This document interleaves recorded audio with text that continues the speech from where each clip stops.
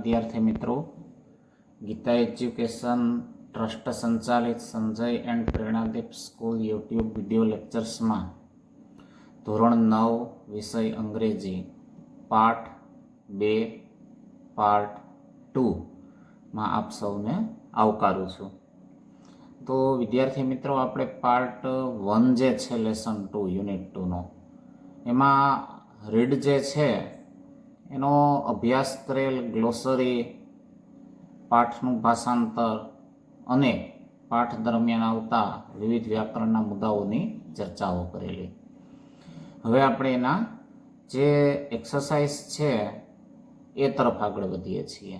તો હોમવર્કમાં આપેલ એક્સરસાઇઝ સાથે અહીંયા આપવામાં આવતા સોલ્યુશનને તમે કમ્પેર કરો, તમારી જે કંઈ પણ ભૂલો છે એ સુધારવાનો પ્રયત્ન કરો.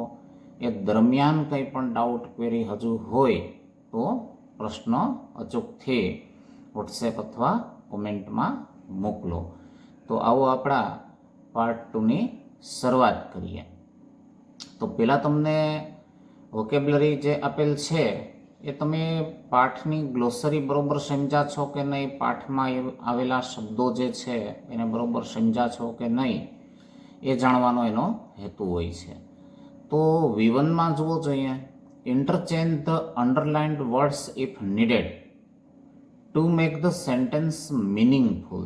વાક્ય અર્થપૂર્ણ બને ને એ માટે જો જરૂરી હોય તો, ઇફ નીડેડ એટલે બરાબર ને.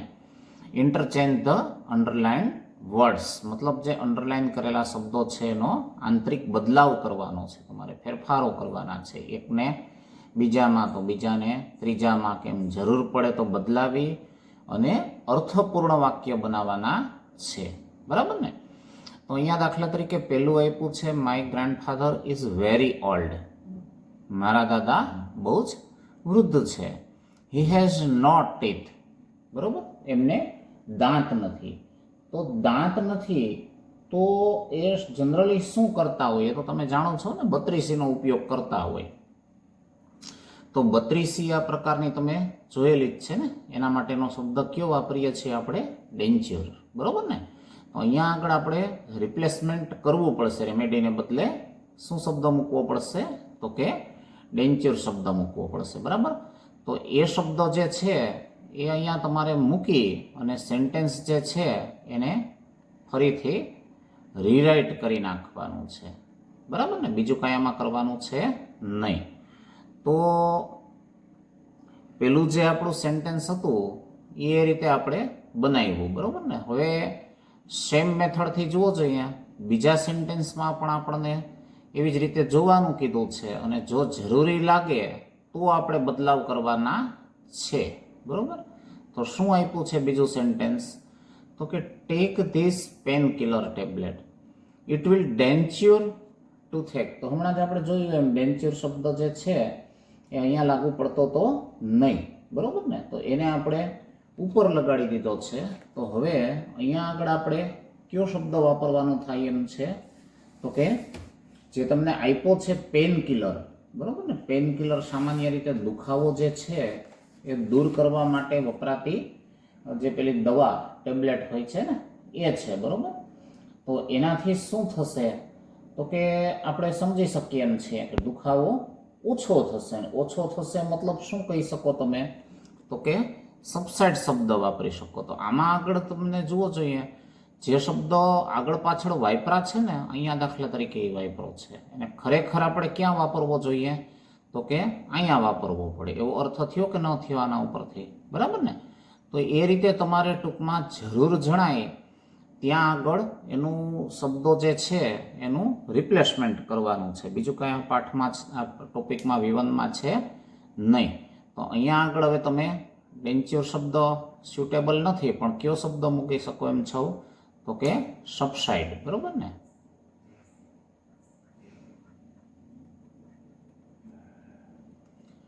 ચાલો પછી ત્રીજું જુઓ જોઈએ, there is a cavity in your premolar said doctor Syed.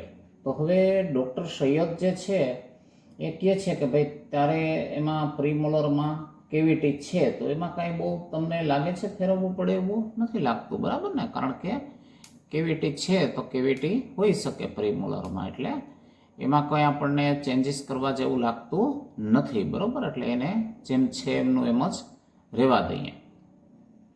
હવે ચોથું જુઓ જોઈએ, Rehana all the answers were wrong in the maths test so she felt subside. તો સબસાઇડ તો મેં આપણે ઉપર વાપરી નાખ્યો ને, પણ અહીંયા આગળ ખરેખર શરમ સંકોચની લાગણી અનુભવવી એવો અર્થ થઈ શકે ને.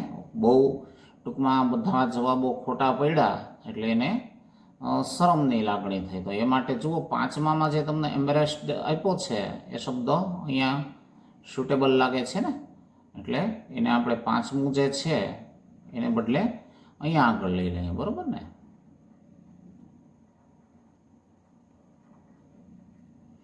હવે એનો અર્થ થયો કે પાંચમામાં પાછું ફેરવવાનું આવતું હશે ને. તો જુઓ જોઈએ, પાંચમામાં I think there is dash for your poor grammar. તો તારું જે નબળું વ્યાકરણ છે, આપણે આમ જનરલી ઇલાજ માટે વાપરતા હોઈએ, મતલબ કંઈક એનો રસ્તો છે, બરાબર ને. એવા અર્થમાં આપણે જે ઉપર પહેલામાં ડેન્ચ્યોર હતો એ સાચો શબ્દ મૂક્યો, તો એ જે જગ્યાએ હતો એ રેમેડી શબ્દ અહીંયા તમે મૂકો એટલે એ પ્રોબ્લેમ સોલ્વ થઈ જાય એમ છે ને. આઈ think there is remedy four your poor grammar, બરાબર ને. તારા જે નબળું વ્યાકરણ છે એ માટેનો હું વિચારું છું ત્યાં સુધી કંઈક માર્ગ છે, રસ્તો છે. A dentist uses white substance to fill the cavity. તો કેવિટી ફિલ કરવા માટે જનરલી વ્હાઇટ સબસ્ટેન્સનો જ ઉપયોગ કરતા હોય છે, બરાબર. એટલે એમાં કાંઈ ફેરવવાની જરૂર લાગતી નથી. તો એ રીતે V1 જે છે એમાં તમને જે 6 સેન્ટેન્સીસ આપ્યા હતા એમાં આપણે જોયું એ મુજબ ફેરફારો જે છે એ તમને 4 જગ્યાએ જોવા મળ્યા છે, બરાબર ને. તો અહીંયા તમારે એ સુધારા સાથેના સેન્ટેન્સ છે એને ફરીથી લખી નાખવાના, બરાબર. હવે V2માં જુઓ, તો V2માં શું કીધું છે આપણને કે make a list of the sentences from the lesson where in these words are used. હવે એમાં પ્રિસ્ક્રાઇબ આપ્યું છે hygiene, particle, enamel, germs, permanent છે, ટુથેક છે. તો પાઠ તમારે ટૂંકમાં ફરીથી એક વખત વાંચવાનો છે અને આ શબ્દોનો જ્યાં ઉપયોગ થયો છે ને એ શોધી કાઢવાના છે અને અહીંયા આગળ એ સેન્ટેન્સ ફરીથી લખવાના છે, બરાબર.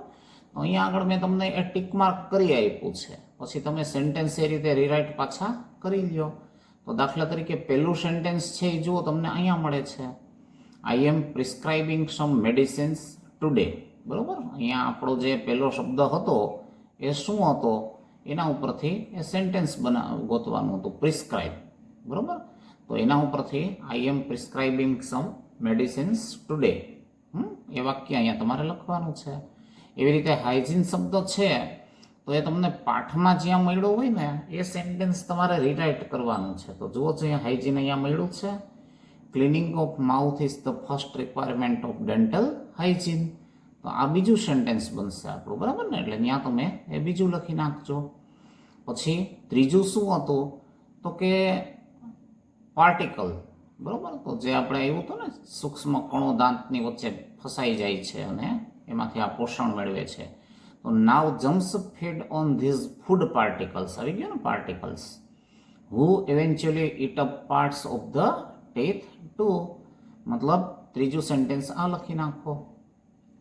એ જ રીતે ચોથું જે છે એમાં તમારે શું હતો શબ્દ એ પહેલાં જોઈ લ્યો. તો શબ્દ જે છે એ એનિમલ છે, બરાબર ને. તો એ આપણે અહીંયા આગળ જુઓ જોઈએ ઉપયોગ આવ્યો છે ને, અપરમોસ્ટ વ્હાઇટ લેયર, દાંતના સ્તરો જોયા હતા ને એમાં સૌથી ઉપરનું સ્તર, બરાબર ને, એને એનિમલ તરીકે ઓળખતા હતા ને.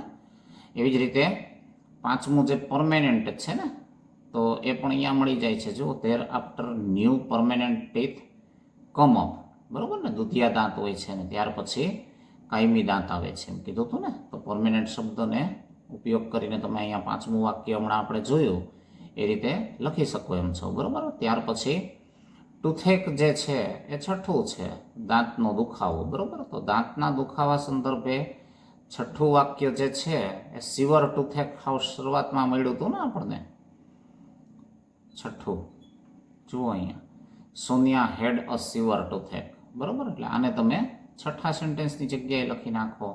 તો એ રીતે હવે V2 એક્સરસાઇઝ છે એ તમે કરી શકો એવી સ્થિતિમાં છો ને. આમાં તમારે ફરીથી પાઠ આખો ટૂંકમાં વાંચી લેવાનો હતો અને એના આધારે આ સેન્ટેન્સીસ જે છે એ તમારે લખવાના હતા, બીજું કાંઈ છે નહીં, બરાબર ને. તો આ રીતે એ તમને અત્યારે સેલ્ફ પ્રેક્ટિસ માટે આપું છું, પણ એમાં માત્ર તમારે લખવાનું છે સેન્ટેન્સ. અને એમાં જે જમ્સ છે એ માટે પણ તમે આ ત્રીજું સેન્ટેન્સ પાછું રિપીટ કરી શકો એમ છો ને, કારણ કે આમાં જુઓ જમ્સ શબ્દ પણ મળી જાય છે તમને, બરાબર ને. તો પાર્ટિકલ્સવાળું જે સેન્ટેન્સ લખો એ પછી જમ્સવાળું લખવાનું થાય ત્યારે આ ત્રીજું જે છે એ સેન્ટેન્સ રિપીટ કરી નાખો. એટલે કુલ 7 શબ્દો આપ્યા છે ને તમને, એ 7 શબ્દોનો ઉપયોગ થઈ ગયો ગણાશે, બરાબર. તો અહીંયા કેવિટી શબ્દ જે હમણાં આવ્યો ને એના ઉપરથી જુઓ છો એક ચિત્ર આપણે મેળવું છે, સ્ટેપ્સ ઓફ કેવિટી, બરાબર ને. તો એ કેવિટી કેમ પ્રિપેર થાય છે, બને છે, ક્રમશઃ આગળ વધે છે એ જોઈ શકો છો ને. આમાં જરાક છે, પછી ક્રમશઃ વધ્યું, પછી આ બારોબારનું સ્તર થોડુંક રહી ગયું ને અંદર જુઓ આખું પોલાણ થઈ ગયું છે, અને પછી આ ઉપરનું સ્તર એ ખવાવા માંડ્યું છે, બરાબર ને. તો કેવિટી જે છે એ ન થાય જનરેટ એ માટે કાળજી રાખવી બધાએ બહુ જરૂરી છે, બરાબર. તો આ V2માં હવે હું માનું ત્યાં સુધી કંઈ ડાઉટ હોવો જોઈએ નહીં, પણ સેન્ટેન્સ તમારે લખવાના છે હો, મેં બતાવ્યા એ રીતે. હવે V3માં શું કીધું છે જુઓ છો અહીંયા, ક્લાસિફાઈ ધ વર્ડ્સ, બરાબર ને. મતલબ અહીંયા કોષ્ટક આપ્યું છે ને, કોષ્ટકમાં તમારે વર્ગીકરણ કરવાનું છે. તો ટાઈપ્સ ઓફ ટીથમાં આવે એને અહીંયા મૂકો, દાંતના આપણે પ્રકારો જોયા હતા ને. પછી સિમ્પટમ્સ ઓફ ટીથ પ્રોબ્લેમ્સ જે છે, દાંતના જે સમસ્યાઓ છે એના લક્ષણો, એને અહીંયા લઈ લેશું. અને ક્યોર ઓફ ટીથ પ્રોબ્લેમ્સ, એના ઈલાજ જે છે, સારવાર છે, એને લગતા શબ્દો જે હોય એને તમારે આ ખાનામાં લેવાના છે. તો એ તો આપણે પાઠમાં બધી સમજૂતી મેળવી હતી, એટલે તમને એમાં કંઈ હવે બહુ પ્રોબ્લેમ થવો જોઈએ નહીં, બરાબર ને. તો આ જે ડેસિડિયસ છે એ આપણે જોયું હતું ને, દૂધિયા દાંત, તો એ માટેનો શબ્દ છે. એટલે ટાઈપ્સ ઓફ ટીથમાં તમે લઈ લેશો ને. તો ટાઈપ્સ ઓફ ટીથમાં લેવાનો છે એટલે ક્યાં લેશો તમે, તો કે પહેલામાં લઈ લ્યો.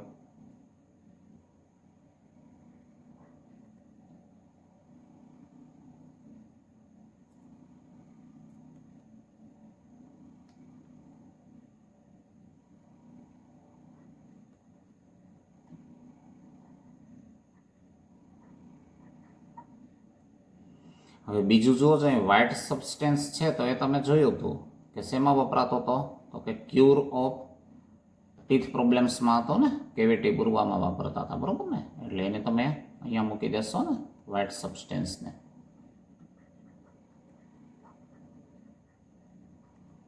પછી રેસ્ટ્રેશન જે છે એ પણ પુનઃસ્થાપન છે, એ પણ આમાં જ લઈ લેશો ને તમે.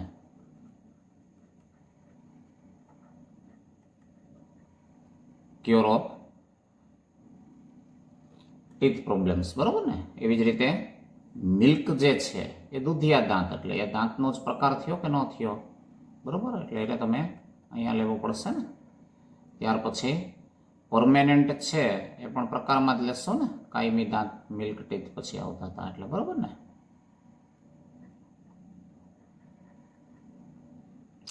ત્યાર પછી ડેન્ચ્યોર શબ્દ આપ્યો છે, તો એ હમણાં આપણે જેમ જોયું એમ બત્રીસી છે, બરાબર ને. તો બત્રીસી જે છે એને તમે આમ જોવા જાઓ તો દાંતની સમસ્યાના સારવારના એક ભાગરૂપે ઉપયોગમાં લેવામાં આવે છે ને, એટલે આમાં મૂકી શકો એમ છો ને. ત્યાર પછી કેવિટી, બરાબર. તો કેવિટી જે છે એ શું થયું કહેવાય, તો કે એક સિમ્પટમ્સ થયો ને, લક્ષણ થયો ને દાંતના માં જે સડો ચાલુ થાય છે એનો, બરાબર, ટીથ પ્રોબ્લેમનો. એટલે એને તમે આમાં લઈ શકો એમ છો. હવે ત્યાર પછી ઇન્સિઝર જે છે એ આપણે જોયું હતું ને, પ્રકારોમાં આવી જતું હતું, બરાબર ને.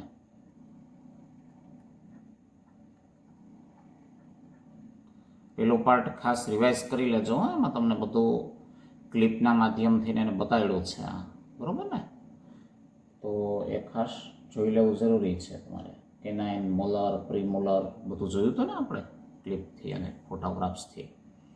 હવે ત્યાર પછી કેનાઇન પણ એ જ પ્રમાણે તમે જોઈ શકો છો ને, ટાઈપ્સ ઓફ ટીથમાં જ લઈ શકો એમ છો. પછી બ્લેક સ્પોટ જે છે તમે સમજી શકો એમ છો ને, કે જે પેલું કાળા દાગ પડી જાય છે, એ સિમ્ટમ્સ જ થયા ને, લક્ષણ જ થયા ને દાંત બગડવાના.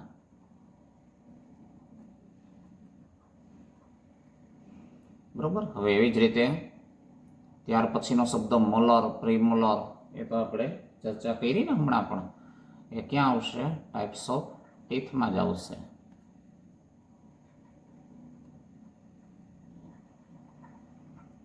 તો આ રીતે તમારે એક કોષ્ટક તૈયાર કરવાનું હતું.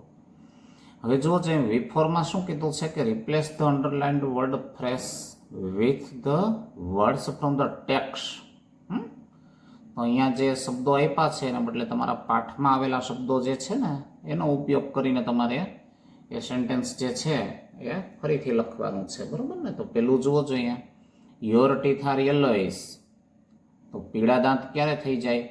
તો કે because the white cover of teeth is worn out. તો વ્હાઇટ કવર ઓફ ટીથ જે આપણે હમણાં ઉપર આવ્યું ને કોષ્ટકમાં, તો એના માટે આપણે કયો શબ્દ વાપરો તો?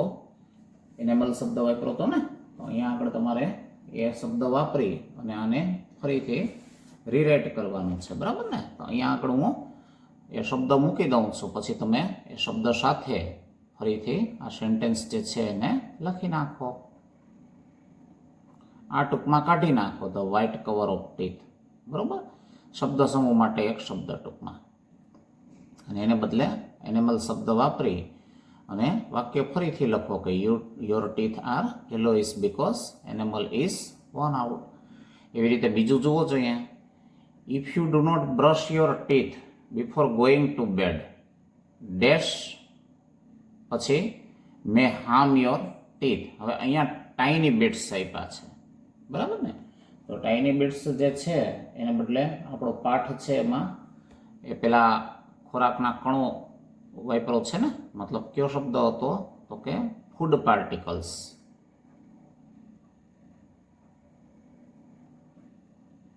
બરાબર? તો ટાઇની બિટ્સને બદલે તમે ત્યાં ફૂડ પાર્ટિકલ્સ મૂકી અને રીરાઇટ કરી શકો એમ છો.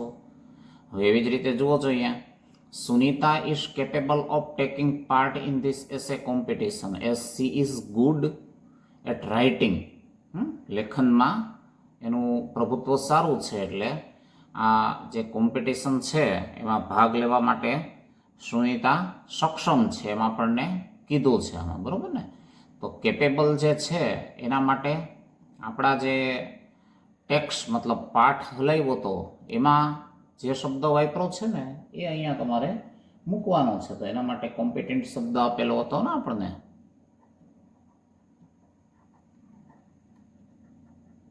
સક્ષમ, સમર્થ. બરાબર ને? પછી as the doctor was free on that day he could give some time to Sonia. તો થોડો સમય ફાળવી શક્યા. તો સમય ફાળવી શકવા માટે પાઠમાં કયો શબ્દ મૂક્યો તો આપણી પાસે? સ્પેર શબ્દ આવ્યો હતો ને, એટલે અહીંયા આગળ આપણે કયો શબ્દ મૂકી દેશું? SPRE, spare. હવે we should know the study and practice of cleanliness for our good health. બરાબર? તો એના માટે જે શબ્દ છે એ કયો છે? હાઇજીન શબ્દ છે ને. તો અહીંયા આગળ આપણે આ જે શબ્દ સમૂહ છે એને બદલે હાઇજીન શબ્દનો ઉપયોગ કરીએ. હમણાં ઉપર આપણે કોષ્ટકમાં પણ એનો ઉપયોગ કરેલો જ છે ને.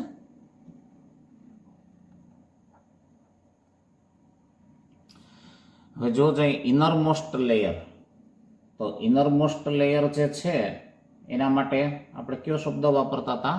સૌથી અંદરનું પડ, સફેદ ને પછી પીળું ને પછી હતો ને ઇનરમોસ્ટ. તો એના માટે ડેન્ટલ પલ્પ શબ્દ વાપરતા હતા ને.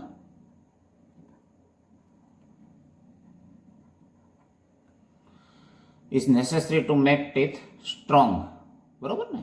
પછી આઈ એમ અશેમ્ડ, હું શર્મિંદગી અનુભવું છું. Because I have cheated my friends, કારણ કે મેં મારા મિત્રોને છેતરા છે.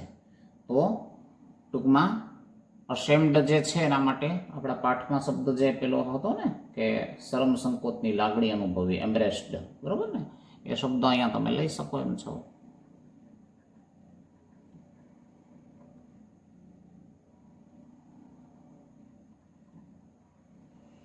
હવે as soon as one grows up to 8 years, temporary teeth begin to shed, બરોબર ને. તો એના માટે ટેમ્પરરી મતલબ જે કામચલાઉ દાંત હોય છે શરૂઆતના, આવ્યું હતું ને આપણે 20 જેટલા, એ એની મેળે મેળે પડી જાય છે ને કાયમી દાંત આવી જતા હોય છે ને. તો એ કામચલાઉ જે ટેમ્પરરી દાંત હતા એના માટે આપણે દૂધિયા દાંત કહેતા હતા ને, મિલ્ક, અથવા હમણાં ઉપર જે તમે શબ્દ લીધો હતો ડેસિડિયસ, એ પણ અહીંયા મૂકી શકો એમ છો ને.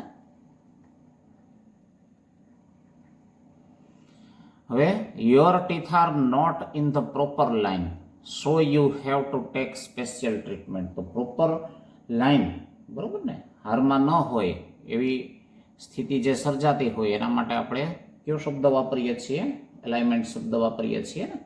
તો your teeth are not in alignment એમ કહી શકીએ ને આપણે.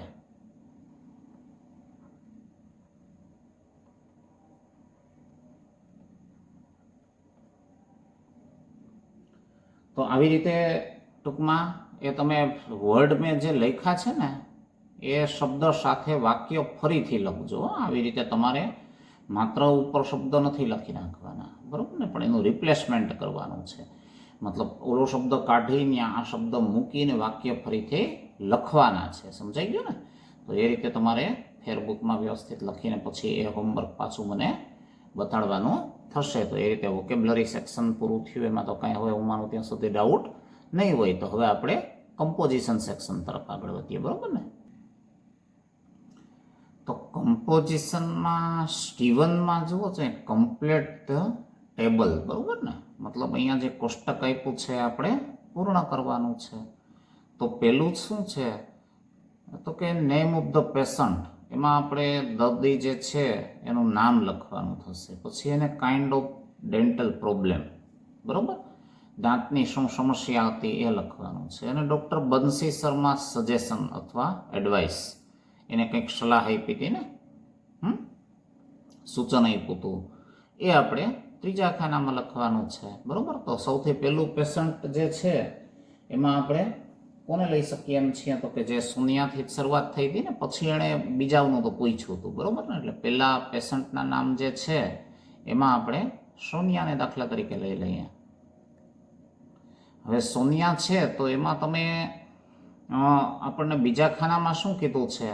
તો કે એને જે સમસ્યા હતી ને કાઇન્ડ ઓફ ડેન્ટલ પ્રોબ્લેમ, બરાબર, મતલબ એને જે દાંતની સમસ્યા હતી એ લખવાની થશે. તો એને શું દાંતની સમસ્યા હતી તો એ પણ આપણે જોયું હતું કે એક તો દાંતનો અસહ્ય દુખાવો થતો હતો, બરાબર ને. એની પાછળનું કારણ શું હતું? તો કે એના જે દાંત છે એમાં પોલાણ થઈ ગયું હતું ને, કેવિટી થઈ ગઈ હતી, બરાબર. તો એ ટાઈપનો અહીંયા સમસ્યા જે છે એનો ઉલ્લેખ તમે કરી શકો એમ છો. તો એને તમે બે અલગ અલગ પાર્ટમાં લખવું હોય તોય લખી શકો. બે અલગ અલગ સમસ્યાઓ, સિવર ટૂથેક અને કેવિટી, અથવા આપણે જે દુખાવો છે એ કેવિટીને કારણે થતો તો એમ એક જ ટૂંકમાં મુદ્દો બનાવીને લખવું હોય તો પણ લખી શકો, બરાબર ને. તો અહીંયા આપણે સંક્ષિપ્તમાં લખવું હોય તો એક જ મુદ્દો બનાવી નાખીએ કે સિવર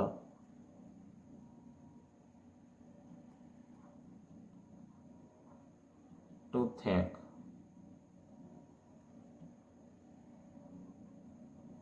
because of કેવિટી, બરાબર ને. કેવિટીને કારણે અસહ્ય દુખાવો થતો હતો. હવે એના અનુસંધાનમાં ડૉક્ટર દ્વારા એને શું સૂચન આપવામાં આવ્યું હતું, અથવા એને સજેશન અથવા એડવાઇસ, સલાહ, બરાબર. તો પેલું કામ તો ડૉક્ટરે એને જે કર્યું હતું એ શું કર્યું હતું? તો કે ભાઈ પેલું ડેન્ટલ હાઇજીન છે એના નિયમોનું પાલન કરવું, પછી સ્વીટ્સ, બરાબર ને, એ ન ખાવી. અને ત્રીજું શું કર્યું હતું? તો કે માઉથ છે એને દરેક વખતે કંઈ પણ ખાધા પછી ટૂંકમાં સાફસૂફ કરવું, આવા એને સજેશનો, સલાહો આપેલી હતી, બરાબર ને. જો ક્યોર મતલબ સારવાર કીધી હોત તો આપણે એણે પેલી કેવિટીને ક્લીન કરી હતી અને ફિલ વિથ વેટ સબસ્ટેન્સ એ પણ એમાં લખી શકત, પણ અહીંયા શું સારવાર આપી એમ નથી કીધું, શું સજેશન અથવા એડવાઇસ આપી એમ પૂછ્યું છે. તો એના અનુસંધાનમાં આપણે આ જે કંઈ પણ સલાહો આપી હતી, બરાબર ને, એ લખી શકીએ. અહીંયા જગ્યા ઓછી છે એટલે હું એક બે લખું છું, પછી તમે શક્ય હોય ત્યાં સુધી ફેરબુકમાં અલગ કોષ્ટક દોરીને, હમણાં મેં તમને કીધી ને એમ એક બે વધારાની લખી શકો, બરાબર. તો અહીંયા દાખલા તરીકે follow the rule of dental hygiene એ મુખ્ય સલાહ હતી ને, એને પહેલાં તમે લઈ લ્યો.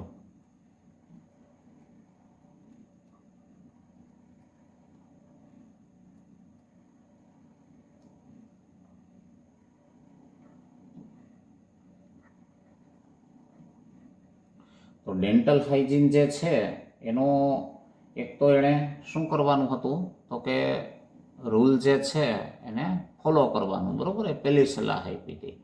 એવી જ રીતે બીજું શું સૂચન અથવા સલાહ આપી હતી એને એ તમે બીજા ક્રમમાં લઈ શકો એમ છો.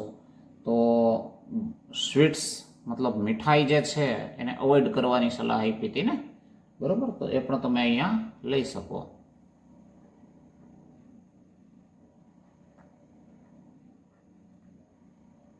તો advised her not to eat sweets, બરોબર. એવી જ રીતે જે માઉથ છે, મોઢું છે, એને દરેક વખતે ખોરાક લીધા પછી સાફ રાખવું. મતલબ advised her to clean her mouth even after eating anything, કંઈ પણ ખાય પછી મોઢામાં સાફસૂફ કરવો, મતલબ કોગળા કરવા એવા અર્થમાં કહી શકો, બરાબર. તો એવો ત્રીજો મુદ્દો પણ અહીંયા તમે એડ કરી શકો એમ છો, બરાબર ને. તો આ રીતે તમારે અહીંયા એ જવાબ જે છે ને એમાં સલાહ એને જે આપવામાં આવી હતી એ સલાહ સૂચનનો ઉલ્લેખ કર્યો છે આપણને, બરાબર ને. એટલે એ તમારે ત્યાં દર્શાવવાનું છે, બીજું કાંઈ છે નહીં. તો એ તમને હું માનું ત્યાં સુધી ક્લિયર થઈ ગયું હશે ને હવે તો. તો હવે એના પછીનો જે છે એમાં શું છે જુઓ જોઈએ. બીજો આપણે એણે પછી પોતાની સારવાર પૂરી થઈ ગઈ એટલે શું કર્યું હતું, તો કે પોતાના જે પેલી સખી હતી, સહેલી હતી, બરાબર ને, એના વિશે પૂછપરછ ચાલુ કરી હતી ને. તો એના અનુસંધાનમાં આપણે અહીંયા નેમ ઓફ ધ પેશન્ટ લેવું હોય તો બીજું નામ આપણે લખી શકીએ એમ છીએ. તો બીજું એણે કોના વિશે પૂછ્યું હતું, તો કે દાખલા તરીકે પૂજા વિશે પૂછ્યું હતું, તો અહીંયા આપણે પૂજા લખી નાખીએ. હવે પૂજાનો પ્રોબ્લેમ શું હતો, તો એ કંઈક પડી ગઈ હતી સ્ટેરકેસ પરથી અને ફ્રેક્ચર થઈ ગયું હતું એવું એણે કીધું હતું ને પ્રોબ્લેમ, બરાબર. તો અહીંયા આપણે એ લખી શકીએ કે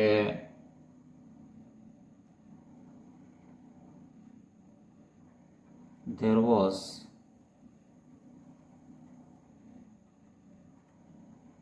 fracture in her teeth because of fall, બરાબર ને. હવે પડી જવાને કારણે ફ્રેક્ચર હતું. હવે એના માટે એણે શું કીધું હતું, તો કે એની કોઈ ઘરેલું સીધી દવા ન કરવી જોઈએ, બરાબર. પણ કીધું હતું ને કે ભાઈ એ માટે તમારે પેલું જે ડેન્ટિસ્ટ છે એનો સંપર્ક કરી અને ત્યાં રેસ્ટ્રેશન કરાવવું પડે, બરાબર ને, ભંગાણ થઈ ગયું હોય એટલે. તો એ માટે એણે ડેન્ટિસ્ટનો કન્સલ્ટ કરવાની સલાહ આપી હતી ને, એટલે અહીંયા આપણે એ લખી શકીએ.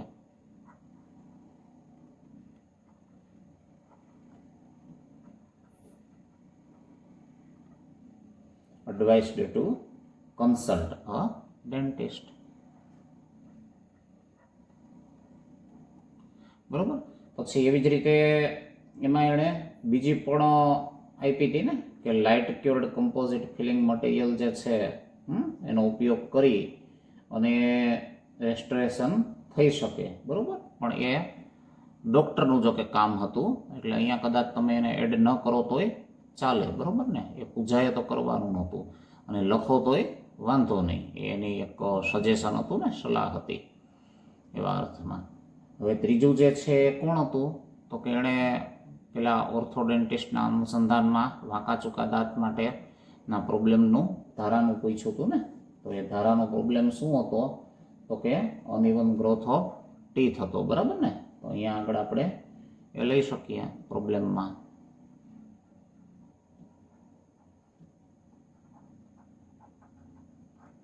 Uneven growth of teeth. હવે એ સંદર્ભમાં ડૉક્ટર જે છે એણે શું સલાહ આપી હતી એ આપણે અહીંયા લખવાની. તો એ પણ એણે કીધું હતું ને કે આ કોઈ ડેન્ટિસ્ટનું પણ કામ છે નહીં. એ માટે એણે કોને સંપર્ક કરવો પડે? એમ તો એના જે સ્પેશિયાલિસ્ટ હોય છે ને, ઓર્થોડોન્ટિસ્ટ, બરાબર ને. અને એના દ્વારા જે પેલા બ્રાસીસ ફિટ કરે છે એ ફિટ કરાવી લેવા જોઈએ, એટલે પ્રોપર એલાઇનમેન્ટમાં આવી જાય, બરાબર ને. તો એ અહીંયા તમે લખી શકો કે suggested two consult an orthodontist, બરોબર ને.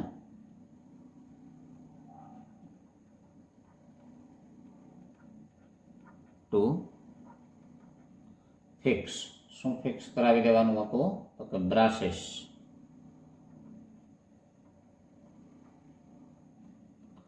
ડોટ ડોટ ડોટ કર્યું છે, બરોબર ને. મતલબ ફોર પ્રોપર એલાઇનમેન્ટ એવું તમે એમાં એડ કરી દેજો પછી, બરાબર ને. તો એ રીતે તમારે એ જવાબ જે છે કોષ્ટકમાં એ લખવાના થતા હતા, બરાબર ને. એમાં કાંઈ બીજું નવું છે નહીં. હવે C2માં શું કીધું છે જુઓ જોઈએ કે write down the dos and don'ts for dental health. Dental હેલ્થના અનુસંધાનમાં શું શું કરવું જોઈએ અને શું શું ન કરવું જોઈએ, બરાબર ને. એ અહીંયા તમારે લખવાનું છે. તો એમાં તમને આમ જોવા જાવ તો ઘણા મુદ્દાઓ મળ્યા હતા ને. જેમ કે તમારે પેલી જે શું કહેવાય ટીથ છે એને દિવસમાં ઓછામાં ઓછું 2 વખત તો સાફ કરવાના જ હતા, બરાબર. પછી એમાંય તમને મેથડ આપી હતી ને આપણે ક્લિપમાં પણ જોયું હતું. એમાં અપવર્ડ છે, ડાઉનવર્ડ છે, બરાબર.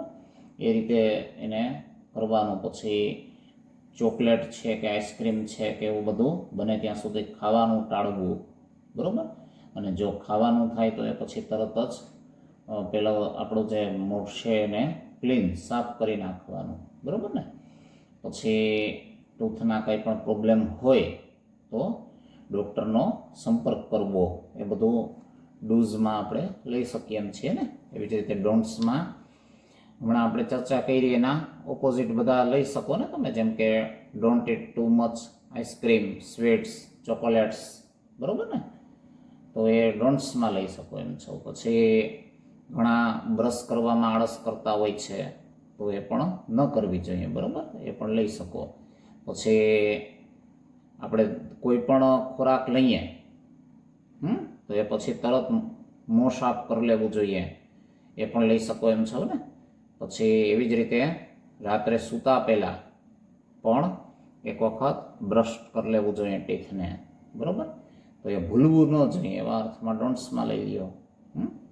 એવી જ રીતે આપણે સલાહ સૂચન જે કંઈ પણ ડેન્ટલ સર્જને આપ્યા હોય તો એને યાદ રાખવા જોઈએ, મતલબ ભૂલવા જોઈએ નહીં, અથવા એની અવગણના કરવી જોઈએ નહીં, બરાબર ને. એવું પણ લઈ શકો તમે.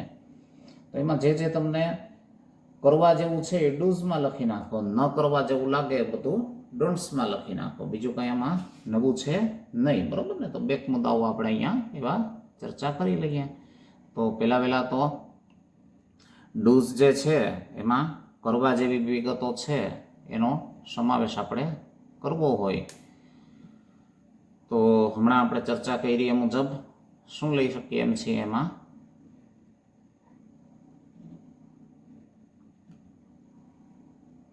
તો કે avoid eating too much of sweets and chocolate, ice cream, બરાબર. એ કરવા જેવી વસ્તુ છે એટલે એ અહીંયા લખી શકીએ આપણે. Avoid to eat too much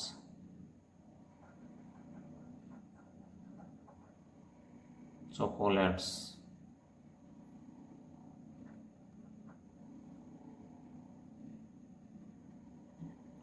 ice cream, sweets etcetera વગેરે. બરાબર. તો એની સામે એ અવોઇડ મતલબ ટાળવાનું છે આપણે.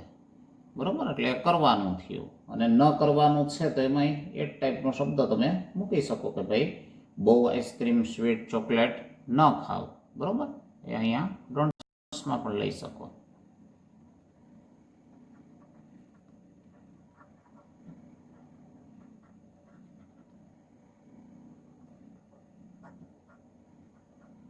Don't eat too much sweets છે, પછી આઈસ્ક્રીમ્સ છે,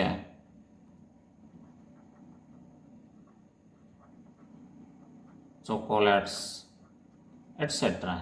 બરાબર ને. તો એ રીતે એ શબ્દ ત્યાં તમે લઈ લીધો. હવે બીજું જે છે એ આપણે ડોન્ટ મતલબ ન કરવું જોઈએ. બરાબર. એવા અર્થમાં લેવાનું થાય તો શું લઈ શકીએ એમ છીએ તો કે આપણો જે ડુ છે એમાં પહેલાં શું કરવું જોઈએ એમાં લઈએ તો આપણું મોં છે એ દરેક ખોરાક લીધા પછી, બરાબર, even after eating ચોકોલેટ or ice cream, બરાબર, ખાલી જમીને જેમ નહીં પણ ચોકલેટ કે આઈસ્ક્રીમ ખાધા પછી પણ મોં સાફ કરવાનું એ ડૂઝમાં લઈ શકીએ એમ છીએ ને. તો અહીંયા એ લખી નાખો કે clean your mouth after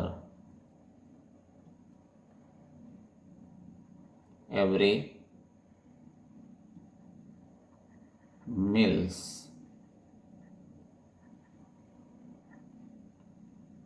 Even after taking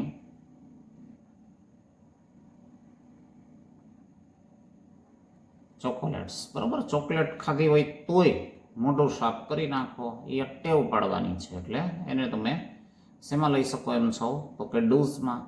હવે ડોન્ટ્સ છે તો એમાં એ ટાઈપનું જ વાક્ય લખી શકો કે ભાઈ ભૂલી જવું નહીં આ કરવાનું. બરાબર. તો અહીંયા તમે એવું લખી શકો કે don't forget two brush your teeth before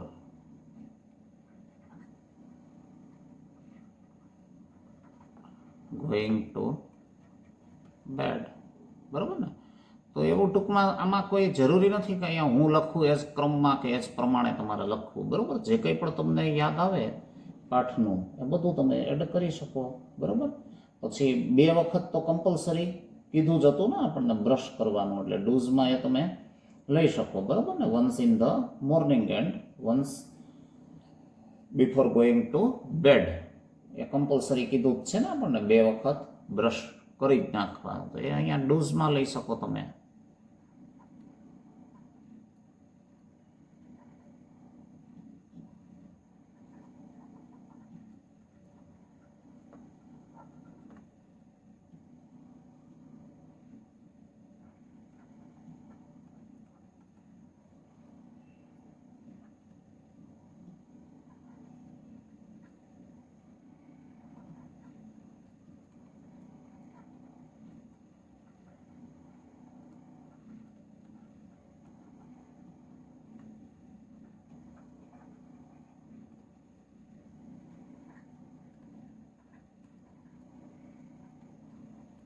once before going to bed. બરાબર ને. તો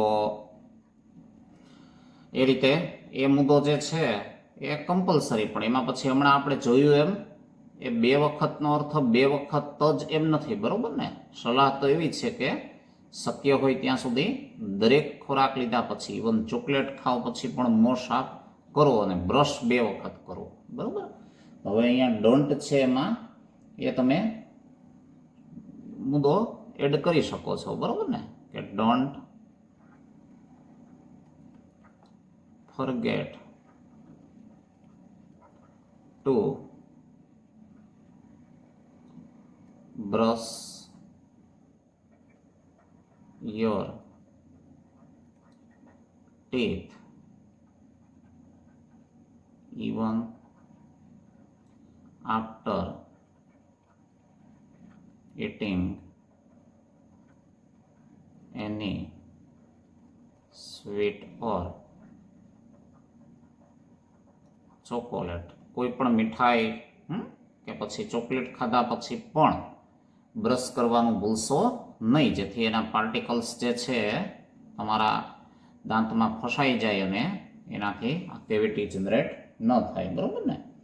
પછી એવી જ રીતે આમાં તમે જોયું હતું ને આપણે ક્લિપમાં પણ અપવર્ડ ડાઉનવર્ડ એ રીતે બ્રશ કરવાનું છે, ખાલી ઘસી નાખવાનું છે નહીં. તો ડોઝમાં એ મુદ્દો પણ લઈ શકો એમ છો ને કે brush your teeth upward and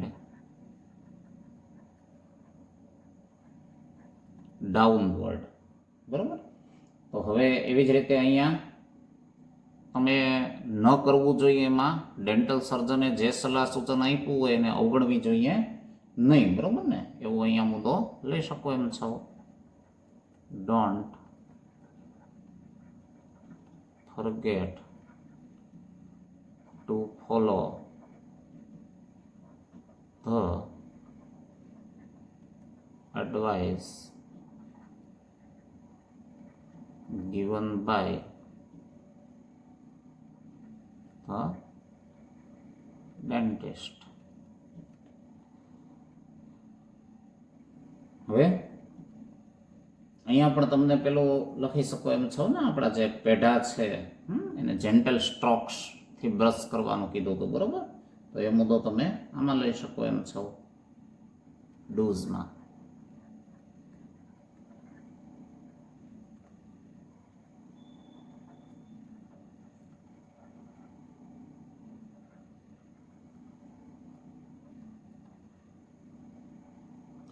brush your gums with gentle strokes, બરાબર. તો એની સામે ઓમાં તમે શું કરી શકો તો કે ભાઈ રૂલ્સ જે છે ડેન્ટલ હાઇજીનના એને ભૂલવા જોઈએ નહીં, બરાબર. તો ડોન્ટ સ્માઇલ લઈ લ્યો, don't forget two follow the rules of dental hygiene.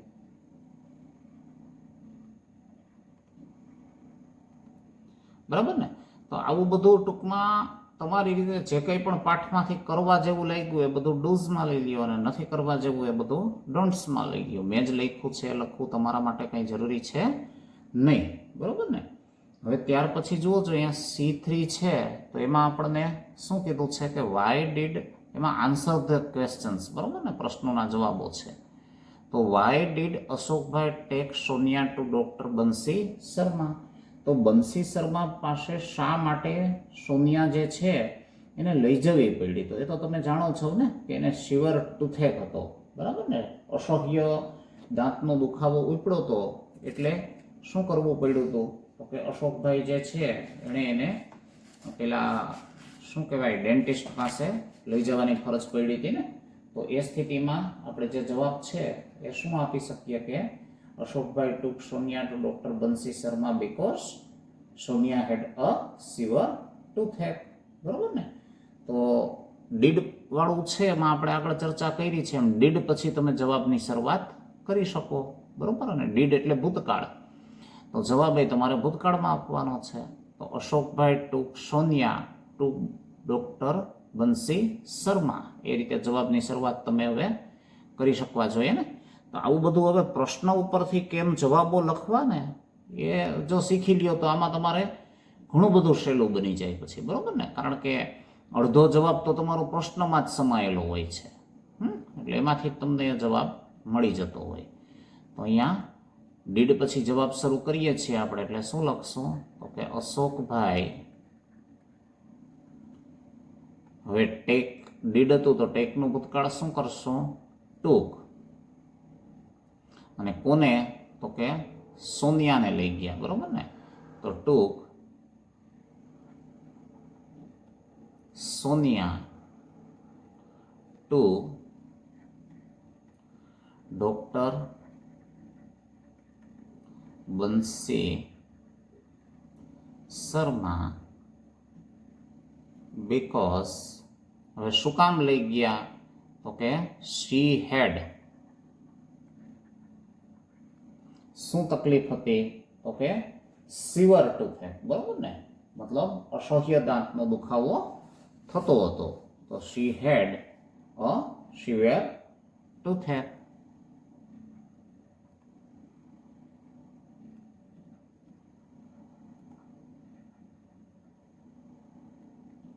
હવે અહીંયા દાખલા તરીકે જે વાક્ય લખ્યું છે આપણે જવાબમાં, એ બીકોઝ વાપરો, પણ તમને એમ થાય કે શોથી જવાબ હાલે કે ન હાલે, તો એ હાલવાનો જ છે ને, બરોબર? એ પણ આપણે આગળ ચર્ચા કરેલી છે. હવે એ જ જવાબ તમારે શોથી આપવો હોત તો વિચારવું જોઈએ કેમ આપત તમે?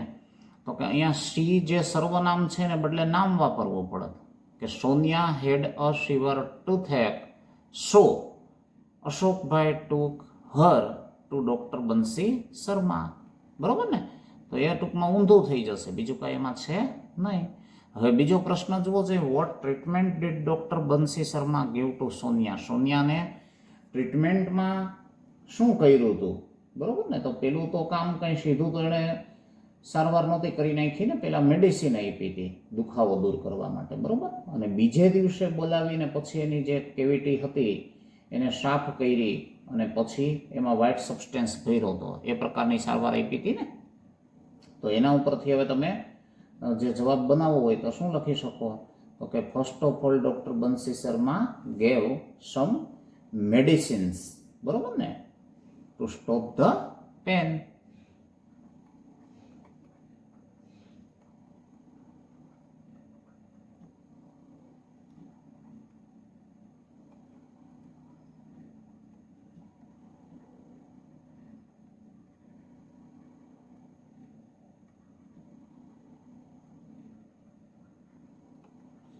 some medicines to Sonia to stop pain. દુખાવો ઓછો થાય પછી કંઈક સારવાર થઈ શકે ને, પછી બીજા દિવસે પાછી બોલાવી હતી ને એને. તો the next day she cleaned her, શું કર્યું હતું? તો કે એની જે કેવિટી હતી એ સાફ કરી, બરોબર ને? તો ક્લીન્ડ હર કેવિટી, અને પછી તો કે એમાં જે વ્હાઇટ સબસ્ટેન્સ હતો એ ભરી દીધો હતો, બરોબર ને? તો cleaned Har cavity and field it with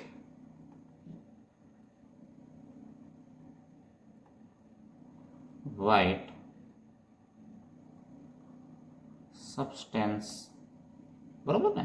સફેદ પદાર્થથી, મતલબ એ મેડિકલી હોય જ, બરોબર ને? એનાથી એ કેવિટીને ભરી દીધી હતી જેથી કરીને ફરીથી આવો દુખાવો ન થાય. હવે what according to doctor Bansi Sharma must Sonia do to take care of teeth? તો હમણાં આમ જોવા જાવ તો તમે ડૂઝ અને ડોન્ટ્સ છે એમાં પણ આ મુદ્દાઓનો સમાવેશ આપણે થઈ ગયો હતો, બરોબર ને? શું શું કરવું જોઈએ અને શું ન કરવું જોઈએ, એમાં જે કંઈ પણ ચર્ચા કરી એમાંથી ડૉક્ટર બંસી શર્માના મત પ્રમાણે સોનિયાએ શું કરવું જોઈએ એના દાંતની કાળજી લેવા માટે એ લખવાનું છે. તો એમાં એણે સલાહ આપી હતી ને કે ભાઈ regularly twice a day brush your teeth, એ પહેલી સલાહ હતી. પછી તો કે દરેક ખોરાક લીધા પછી, બરોબર ને, માઉથ ક્લીન કરવાની સલાહ આપી હતી. પછી ત્રીજું શું કીધું હતું? તો કે પ્રોપર વેથી બ્રશ કરવાનું, ખાલી ઘસી નાખવાનું નહીં, અપવર્ડ ડાઉનવર્ડ બધું જોયું હતું ને આપણે. અને હજી એક જે સલાહ હતી એ શું હતું તો કે ગમલાઈન છે એને એકદમ હળવાશથી જેન્ટલી ક્લીન કરવાની સલાહ આપી હતી, બરાબર. તો એવી જે કંઈ પણ એડવાઇસ હતી એ બધી અહીંયા તમે લખી શકો એમ છો, બરાબર. તો અહીંયા દાખલા તરીકે આપણે એવી અમુક એડવાઇસ જે એણે આપી હતી એ અહીંયા જોઈ લઈએ. તો સૌથી પહેલું કામ તો શું કીધું હતું એણે તો કે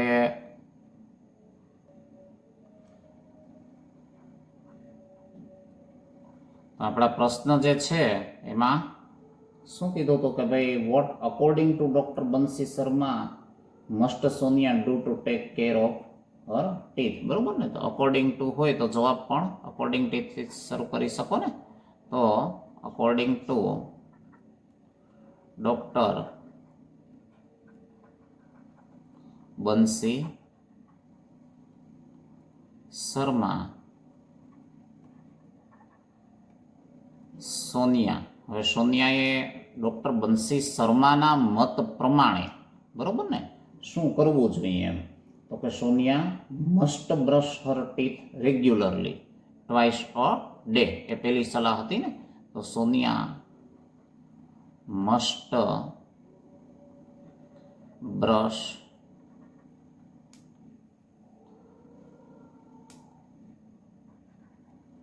હર teeth twice a day, once in the morning and once before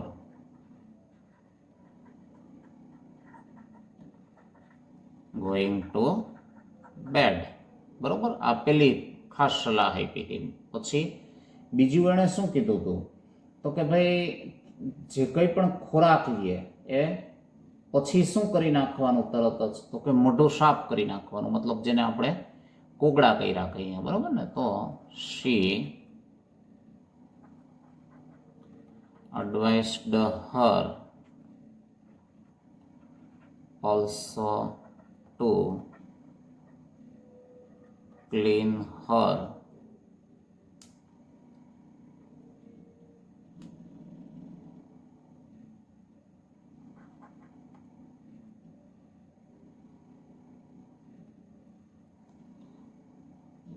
mouth after every meal, પછી બ્રેકફાસ્ટ હોય કે પછી લંચ હોય કે પછી ડિનર હોય કે સપર હોય, બરોબર, કે એ દરમિયાન કંઈ પણ લીધું હોય, દરેક વખતે કંઈ પણ ખોરાક લીધા પછી એણે મોં સાફ કરવું જોઈએ. એ પણ એક ખાસ આપવામાં આવેલી સલાહ હતી, બરોબર ને. પછી એક ખાસ શું કીધું હતું કે પ્રોપર વેથી કેવી રીતે કરવું એ આપણે જોયું હતું ને ક્લિપમાં. તો એ પણ અહીંયા તમે એડ કરી શકો એમ છો કે શી advised her to clean her teeth in a proper way. આડે ધડ ખાલી ઘસી નાખવા એવી સલાહ આપી હતી નહીં, બરોબર ને. પછી ગમલાઈન છે એને પણ જેન્ટલી કીધું હતું ને, હળવાશથી. એને બહુ વધારે ઘસે તો લોહી પણ નીકળી શકતા હોય ને, તો એ પણ સલાહ આપી હતી. તો એ પણ અહીંયા તમે એડ કરી શકો એમ છો કે શી also advised her to clean અથવા brush her gum line gently, બરોબર ને. તો આવી બધી બાબતો જે છે એનો આમાં તમે ઉલ્લેખ કરી શકો છો, જે કંઈ પણ સલાહ સૂચન એને આપવામાં આવ્યા હતા, બરોબર. તો હવે ત્યાર પછી જુઓ જોઈએ ચોથા પ્રશ્નમાં what happens if we don't clean our teeth regularly. તો હમણાં તમે જે જોયું હતું ને ડૂઝ અને ડોન્ટ્સ, એ ટાઈપનો જવાબ એમાં બનવાનો છે ને. તો તમે જો રેગ્યુલરલી ટીથ છે એને ક્લીન ન કરો તો વોટ હેપન્સ મતલબ શું બની શકે, શું ઘટી શકે. તો એ આપણે આમાં સોનિયાના કેસમાં જોયું જ હતું ને કે કેવિટી જનરેટ થઈ ગઈ, સિવર ટુથેક થયો, પછી સબસ્ટેન્સથી કેવિટીને ફિલઅપ કરવી પડી, એવી બધી સમસ્યાઓ થઈ શકતી હોય છે ને. તો એ પાછળનું કારણ પણ આપણને આપ્યું હતું ને સાયન્ટિફિક રીઝન, કે જે ટાઈની બેટ્સ છે એ એમાં ફસાઈ જતા હતા, બરાબર ને. અને એ ફસાઈ જાય એટલે શું થતું હતું, તો કે પેલા જે જમ્સ છે એમાંથી ખોરાક મેળવતા હતા, અને એ જમ્સ એમાંથી ખોરાક મેળવે એટલે ત્યાં કેવિટી જનરેટ થતી હતી. તો એમાંથી જે ટૂંકમાં યાદ આવે એ બધું તમે આમાં લખી શકો છો, બરાબર ને. તો પ્રશ્ન જે હતો આપણો કે what happens if we don't clean our teeth regularly, તો એના ઉપરથી જ હવે તમે જવાબની શરૂઆત ઇફથી કરી શકો એમ છો ને, કે if we don't clean our teeth regularly, બરાબર. પછી જે કંઈ પણ બને છે બધું એમાં એડ કરી દો. તો if we don't clean our teeth regularly, તો શું થતું હતું, તો કે જે પેલા ફૂડ્સ છે એના ટાઈની પાર્ટિકલ્સ હતા, બરાબર ને, એમાં ફસાઈ જતા હતા, એવું આપણે એમાં આપેલું છે ને બુકમાં. તો ટાઈની bits of food get stuck in the teeth.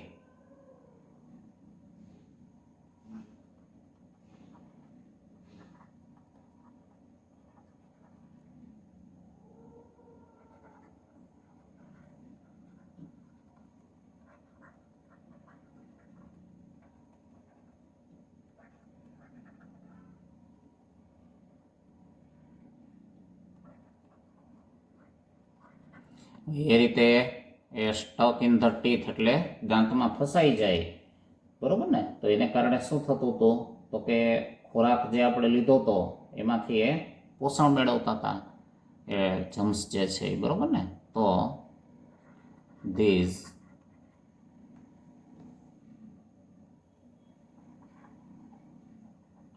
Germs wood શું થતું હતું, તો કે ફીડ પોષણ મેળવતા હતા. શેના ઉપરથી, તો કે ઓન ધીસ ફૂડ પાર્ટિકલ્સ, આ ફૂડ પાર્ટિકલ્સમાંથી એ પોષણ મેળવવા માંડ્યા હતા ને. અને એને કારણે શું થતું હતું, તો કે એ ટીથનો પણ ભાગ જે છે એને સાથોસાથ ખાઈ જતા હતા. તો આ જે ફૂડ પાર્ટિકલ્સ ખાય ત્યાં સુધી તો વાંધો નહોતો, પણ સાથે સાથે એ ટીથનો પણ પાર્ટ ખાઈ જતા હતા, બરાબર ને. તો these germs would eat up the part of teeth too, બરોબર ને. અને એ ખાઈ જતા હતા એટલે શું થતું હતું, તો કે જે પેલું ઉપરનું પડ છે એનેમલ, એનો નાશ કરી નાખતા હતા, એટલે કેવિટી થતી હતી ને. તો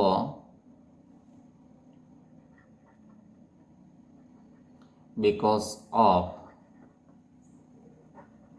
this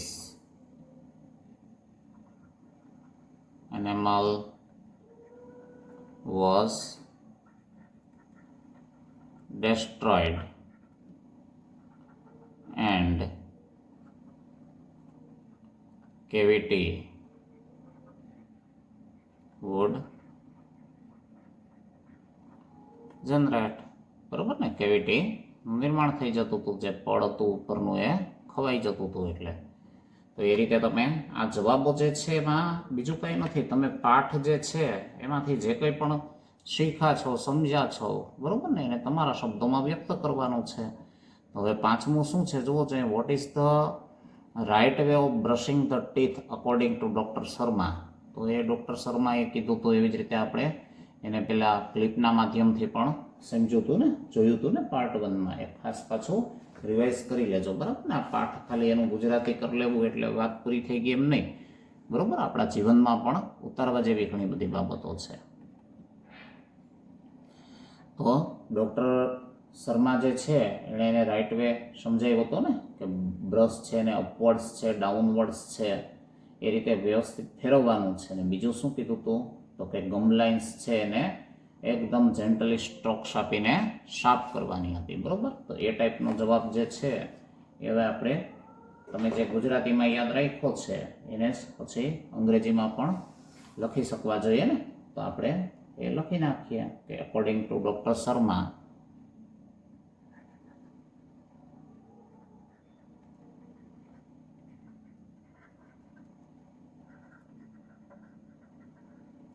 હવે પ્રશ્ન જે છે એમાં શું હતું, રાઇટ વે, બરાબર ને. તો એ જ આપણે અહીંયા લઈ લેવાનું.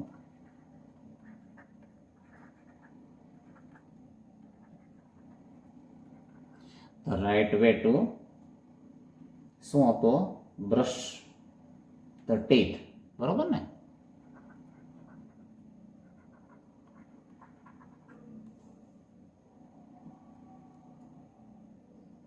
તો એ રાઇટ વેમાં અપવર્ડ અને ડાઉનવર્ડ્સની સલાહ એણે આપી હતી ને. તો રાઇટ વેમાં એ લખી નાખીએ, the right way to brush the teeth શું હતું, is to move brush upward and downward, બરાબર ને. પછી સાથે સાથે એણે શું કીધું હતું, તો કે gum lines should be properly cleaned with gentle stroke, બરાબર. તો એ પણ આમાં તમે એડ કરી શકો.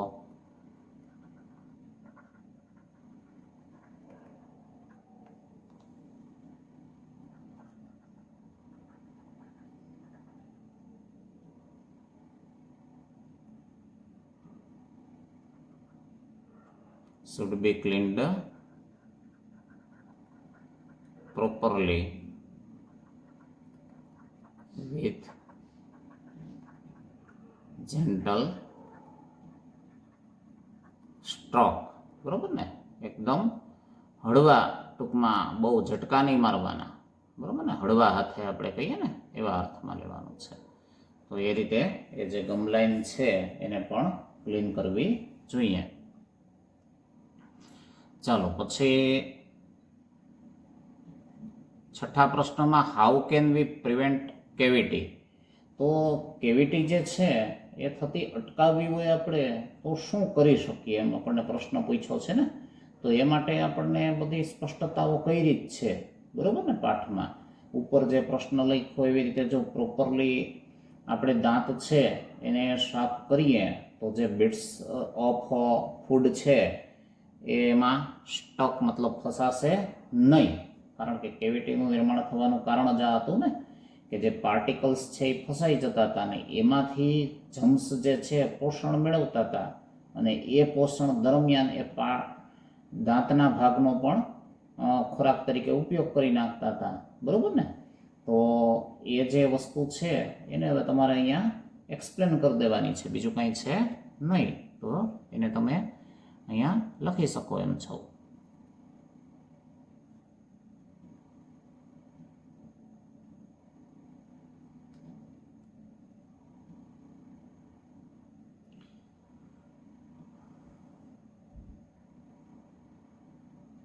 તો શું આપ્યું હતું પહેલાં આપણને છઠ્ઠા પ્રશ્નમાં, તો કે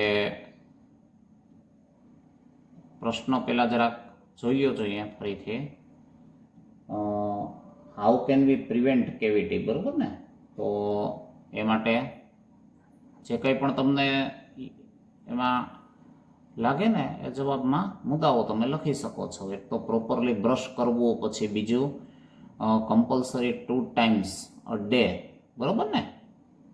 દિવસમાં 2 વખત, in the morning and before going to bed we must clean our teeth, બરાબર ને? એ પણ જરૂરી છે. પછી even after eating chocolate or ice cream we must clean our teeth or wash our mouth. એ બધા કારણો તમે આપી શકો. અને બાય ડુઈંગ ધીસ, આવું કરવાથી we can stop the food particles stuck between teeth.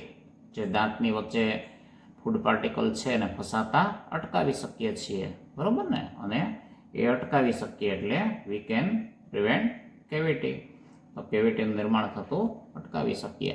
એવું ટૂંકમાં પ્લાનિંગ થોડુંક જવાબનો કરી લેવાનું, બરાબર? હવે એ જે કંઈ પણ તમને યાદ આવે પાઠમાંથી એ મુજબ તમે હવે એમાં લખી નાખો 2-4 વાક્યોમાં, બરાબર ને? તો if V brush hour teeth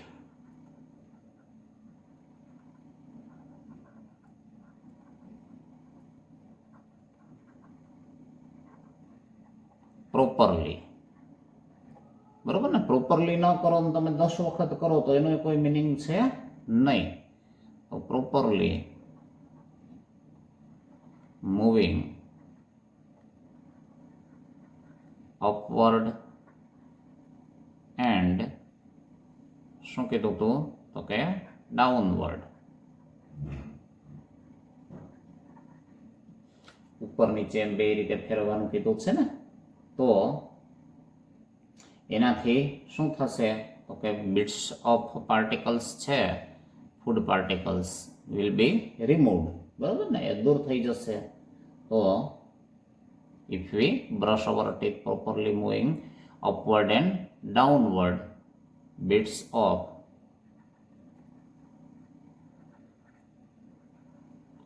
food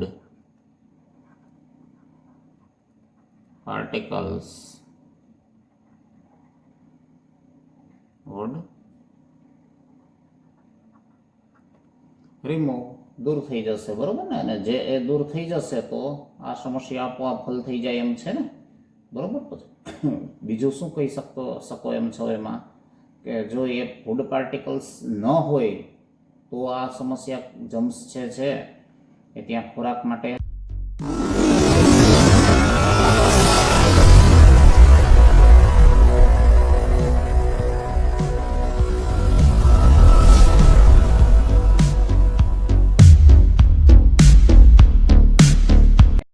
રોકાવાના નથી. એટલે કેવિટીને આપણે રોકી શકીએ એમ છીએ ને.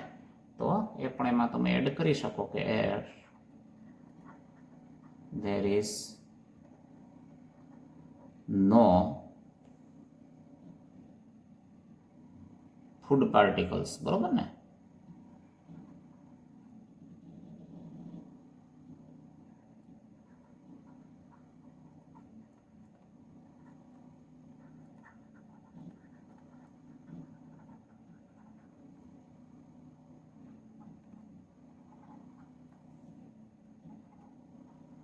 There would not be germs to feed on them. એના ઉપર પોષણ મેળવવા માટે જમ્સ પણ ત્યાં રહેશે નહીં, બરોબર? તો એ રીતે તમે શું કરી શકો? તો કે આ જે પેલું કેવિટી છે એને થતી રોકી શકો, બરોબર? તો ઇન ધીસ વે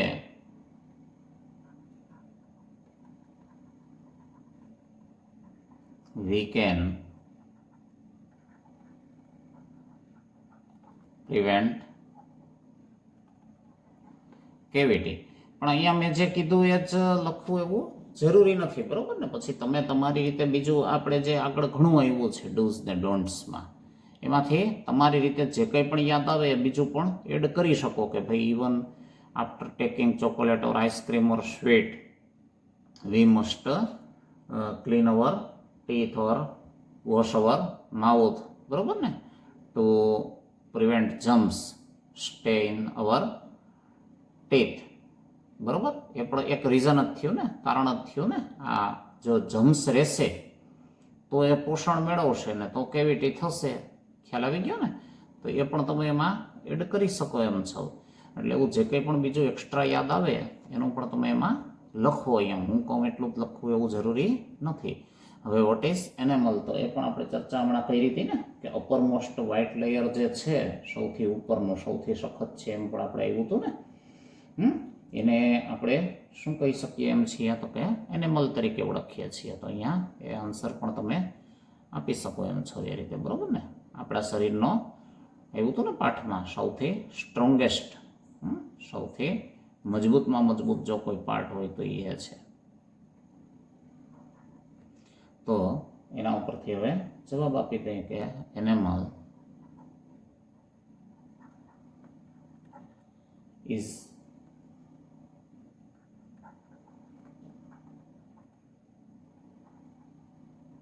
ધ અપરમોસ્ટ. બરાબર ને? જે સૌથી ઉપરનું સફેદ પડ છે, વ્હાઇટ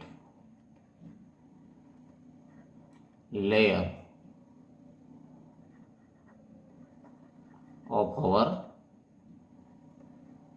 ટીથ. આપણા દાંતનું જે સૌથી ઉપરનું સફેદ પડ છે એ એનિમલ થયું. બરાબર ને?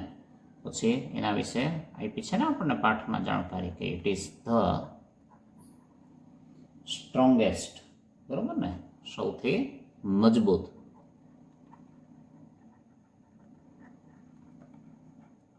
એન્ડ હાર્ડેસ્ટ, સખત, મજબૂત. બરાબર ને? Part of our body.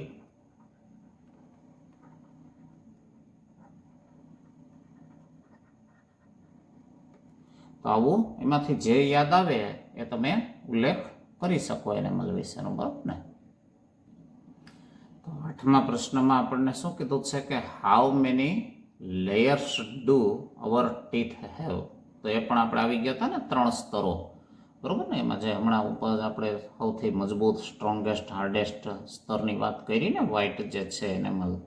બરાબર? ત્યાર પછી બીજું સ્તર જે હતું એને આપણે ડેન્ટાઇન તરીકે ઓળખતા હતા ને, અને એની અંદર સૌથી વધારે જઈએ એટલે પોલાણવાળું જે અંદર હતું ઇનરમોસ્ટ લેયર, એને આપણે ડેન્ટલ પલ્પ તરીકે ઓળખતા હતા. બરાબર ને?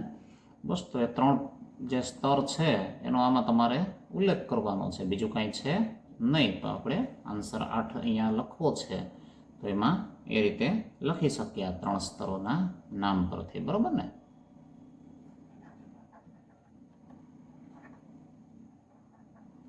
તો જે હમણાં આપણે ચર્ચા કરી એમ સૌથી અપરમોસ્ટ છે એ કયું છે તો કે પેલા આપણને હાઉ મેની પૂછ્યા છે તો એનો જવાબ આપી દો. 3 છે ને? તો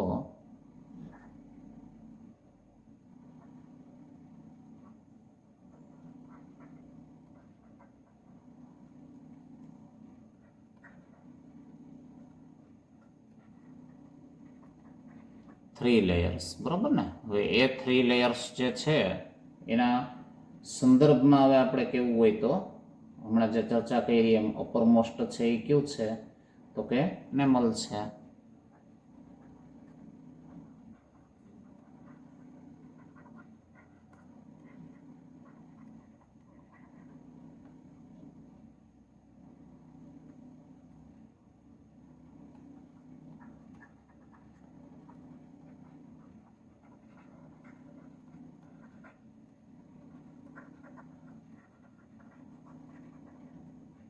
strongest and the hardest.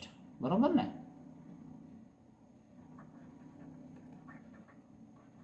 Which is called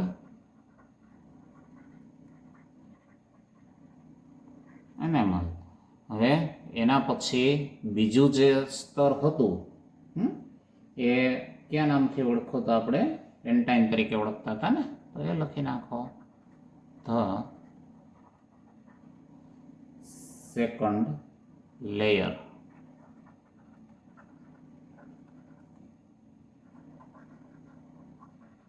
is called ડેન્ટાઇન. બરાબર ને? અને ત્રીજું જે હતું સૌથી અંદરનું એને આપણે ડેન્ટલ પલ્પ તરીકે ઓળખતા હતા, તો એ પણ હવે ત્રીજા સ્તર તરીકે લખી નાખો. ધ થર્ડ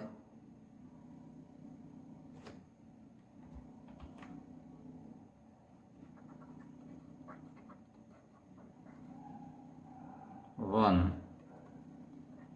is the ક્યુ છે? Okay, innermost.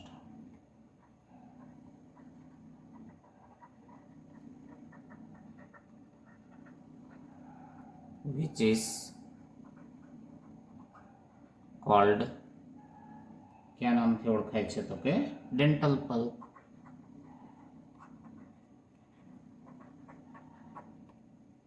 બરોબર ને? તો આવી રીતે ટૂંકમાં તમે જે શીખ્યા છો એના આધારે જ ટૂંકમાં લખવાનું છે. બરોબર, આમાં કઈ બીજું પાકું કરવાનું કે ગોખવાનું કે એવું કાંઈ છે નહીં. જો પાઠ બરોબર સમજી લીધો હોય તો પછી જવાબો તમે જોઈ શકો છો ને, સરળતાથી તમે આપી શકો છો. હવે 9મા પ્રશ્નમાં what will Sonia learn from her project. બરોબર ને? પ્રોજેક્ટ દ્વારા એ શું શીખશે? તો એ જે આપણે જોયું હતું ને કે ભાઈ પ્રોપર કેર ઓફ ટીથ, બરોબર, દાંતની યોગ્ય કાળજી કઈ રીતે લેવી એ માટેનો જેણે પ્રોજેક્ટ બનાવ્યો હતો ને, તો એ વસ્તુ જે છે એમાંથી શીખવાની હતી. બરોબર ને? તો એવો જવાબ તમે આમાં લખી શકો. પ્રશ્ન ભવિષ્યકાળમાં છે તો જવાબ એ તમારે ભવિષ્યકાળમાં જ આપી દેવાનો. તો Sonia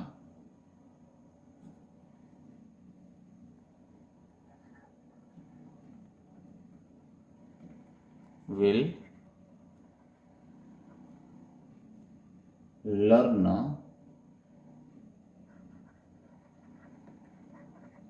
how to take care of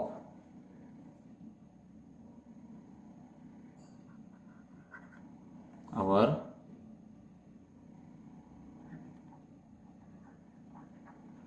teeth. બરોબર ને? પછી she will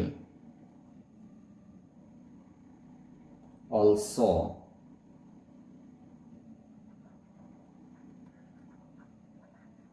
learn how to maintain dental health. બરોબર ને? દાંતનું આરોગ્ય કેમ જાળવવું એ વસ્તુ પણ શીખશે એવું પણ તમે કહી શકો એમ છો ને. એટલે એ જે કંઈ પણ જવાબો છે ને એને ટૂંકમાં અહીંયા મેં જેમ તમને કીધું એમ તમે તમારા શબ્દોમાં લખવાનો પ્રયત્ન કરો. બરાબર? એટલે તમને એ ક્લિયર થઈ જશે. હવે ત્યાર પછી જુઓ જોઈએ, take a project on a disease, મતલબ કોઈ પણ રોગ ઉપર એક પ્રોજેક્ટ. અહીંયા જેમ સોનિયાએ કીધું હતું ને ડેન્ટલ કેર ઉપરનો પ્રોજેક્ટ, એમ તમે કોઈ પણ એક રોગ ઉપર, ડિસીઝ ઉપર પ્રોજેક્ટ બનાવો. And find out it's symptoms અને what should one do to prevent it, એને અટકાવવા શું કાળજી રાખવી જોઈએ. તો આ તો બહુ સહેલું છે ને. અત્યારની સ્થિતિ મુજબ જ તમે લઈ ગયો. દાખલા તરીકે કોરોનાની મહામારી અત્યારે ચાલે છે એટલે બધા લગભગ જાણતા હોય. બરોબર ને? આ રોગ વિશે. એટલે બીજું કાંઈ ન કરવું હોય તો તમે આ પ્રોજેક્ટ જે છે કોરોના ઉપર બનાવી નાખો. તો એમાં એ ડિસીઝ છે, એના સિમ્પટમ્સ જે છે, લક્ષણો છે, એ તમે પહેલાં લખી નાખો. એમાં તમે જુઓ છો ને શરદી, ઝુકામ, પછી તાવ, ટેમ્પરેચર વધી જાય છે. બરાબર ને? પછી બીજા લક્ષણો જે કંઈ પણ એના આધારે શરીરમાં બનતા હોય છે, શ્વાસોશ્વાસમાં તકલીફને, એ બધું એમાં એડ કરી દો સિમ્પટમ્સમાં.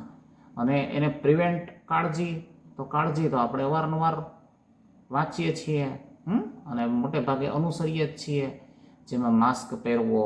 બરાબર ને? પછી સોશિયલ ડિસ્ટન્સિંગનો ઉલ્લેખ કરી શકો. પછી સેનિટાઈઝ યોર હેન્ડ્સ, પછી વોશ હેન્ડ્સ રેગ્યુલરલી. એ બધી જે કંઈ પણ કાળજીઓ રાખવાની છે એ એમાં ઉલ્લેખ કરી દો. તો એક સરસ મજાનું વ્યવસ્થિત બધાએ હોમવર્કમાં મને એ પ્રોજેક્ટ બનાવીને પણ આપવાનો છે. બરાબર? પછી આ પ્રશ્ન જવાબો પણ તમે ફેરબુકમાં લખીને પાકા કરો, બરાબર ને. અને તમારી રીતે વિચારેલા કોઈ હોય જવાબો તો એ પણ મને જણાવો, એટલે એમાં કાંઈ સુધારા વધારા હશે તો એની પણ આપણે ચર્ચા કરશું. તો એ રીતે એ આપણો સેક્શન પૂરું થયું. હવે આપણે આ લેંગ્વેજ પ્રેક્ટિસ તરફ આગળ વધીએ, બરાબર ને. આ લેંગ્વેજ પ્રેક્ટિસ જે છે ને એમાં ખાસ તમારે ધ્યાન રાખવાનું છે, બરાબર ને. ફંક્શન્સ જે છે એ ખાસ, કારણ કે આગળ તમે જોયું એમ આપણે સિલેબસની ચર્ચા કરી, એમાં સ્પષ્ટતા કરેલી જ છે કે અમુક રેડ જે છે એને સ્કીપ કરી દીધેલા છે કોર્સમાંથી, બરાબર. પણ એના જે ફંક્શન છે, ગ્રામર છે, એ બધું પાછું યથાવત રાખેલું જ છે. એટલે અહીંયા આપણે થોડી ગ્રામરની ચર્ચા, બે મુદ્દાઓ લેંગ્વેજના છે ને એ આ પાર્ટમાં કરી લઈએ. એનું ખાસ તમે રિવિઝન કરી લેજો, બરાબર ને. પછી આપણે નેક્સ્ટ પાર્ટમાં બાકીના મુદ્દાઓનો સમાવેશ કરીને આ લેસનને પૂરું કરશું. પણ અહીંયા થોડો આપણી પાસે સ્કોપ છે તો એ ચર્ચા કરી લઈએ, બરાબર. તો જુઓ, L1 છે એમાં read this passage, study the underlined words. હવે એ અંડરલાઇન્ડ વર્ડ્સનો અભ્યાસ ખાસ તમારે કરવાનો છે અને વ્યવહારમાં ઉપયોગ કરતા પણ શીખવાનું છે, બરાબર. તો જુઓ, my first robot was a sort of an alarm clock that could wake me up every morning. Robot આમ તો તમે બધા એનાથી વાકેફ જ છો, બરાબર ને. અને પ્લસ તમારે 10મા ધોરણમાં એનો સરસ મજાનો એક પાઠ પણ આવશે. તો અત્યારે આમ જોવા જઈએ તો ટેકનોલોજીના યુગમાં જે સૌથી અગત્યની શોધ જો માનવજાત માટે કહી શકાય તો એ રોબોટ છે, બરાબર ને. કારણ કે માણસના ખભે ખભા મિલાવીને અત્યારે કામ કરે છે એવી સ્થિતિ આપણે જોઈ શકીએ છીએ.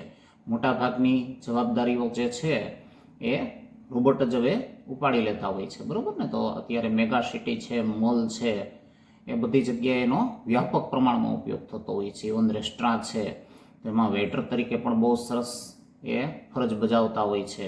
પછી સ્પેશિયલી બાળકો માટેના રોબોટ તૈયાર થતા હોય છે, બાળકોને સાચવી દેતા હોય છે. તો રસોઈ માટેના રોબોટ તૈયાર થતા હોય છે, એ એક્ઝેક્ટલી તમારા ટેસ્ટ મુજબની રસોઈ. તો એવી રીતે કેટલાક સિક્યુરિટી માટેના તૈયાર થતા હોય છે, તો એમાં ખૂબ જ અદ્ભુત કામ કરતા હોય છે.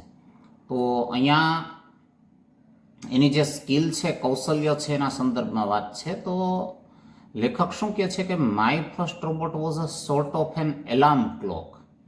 એલાર્મ ક્લોક પ્રકારનો એક રોબોટ મેં બનાવ્યો હતો.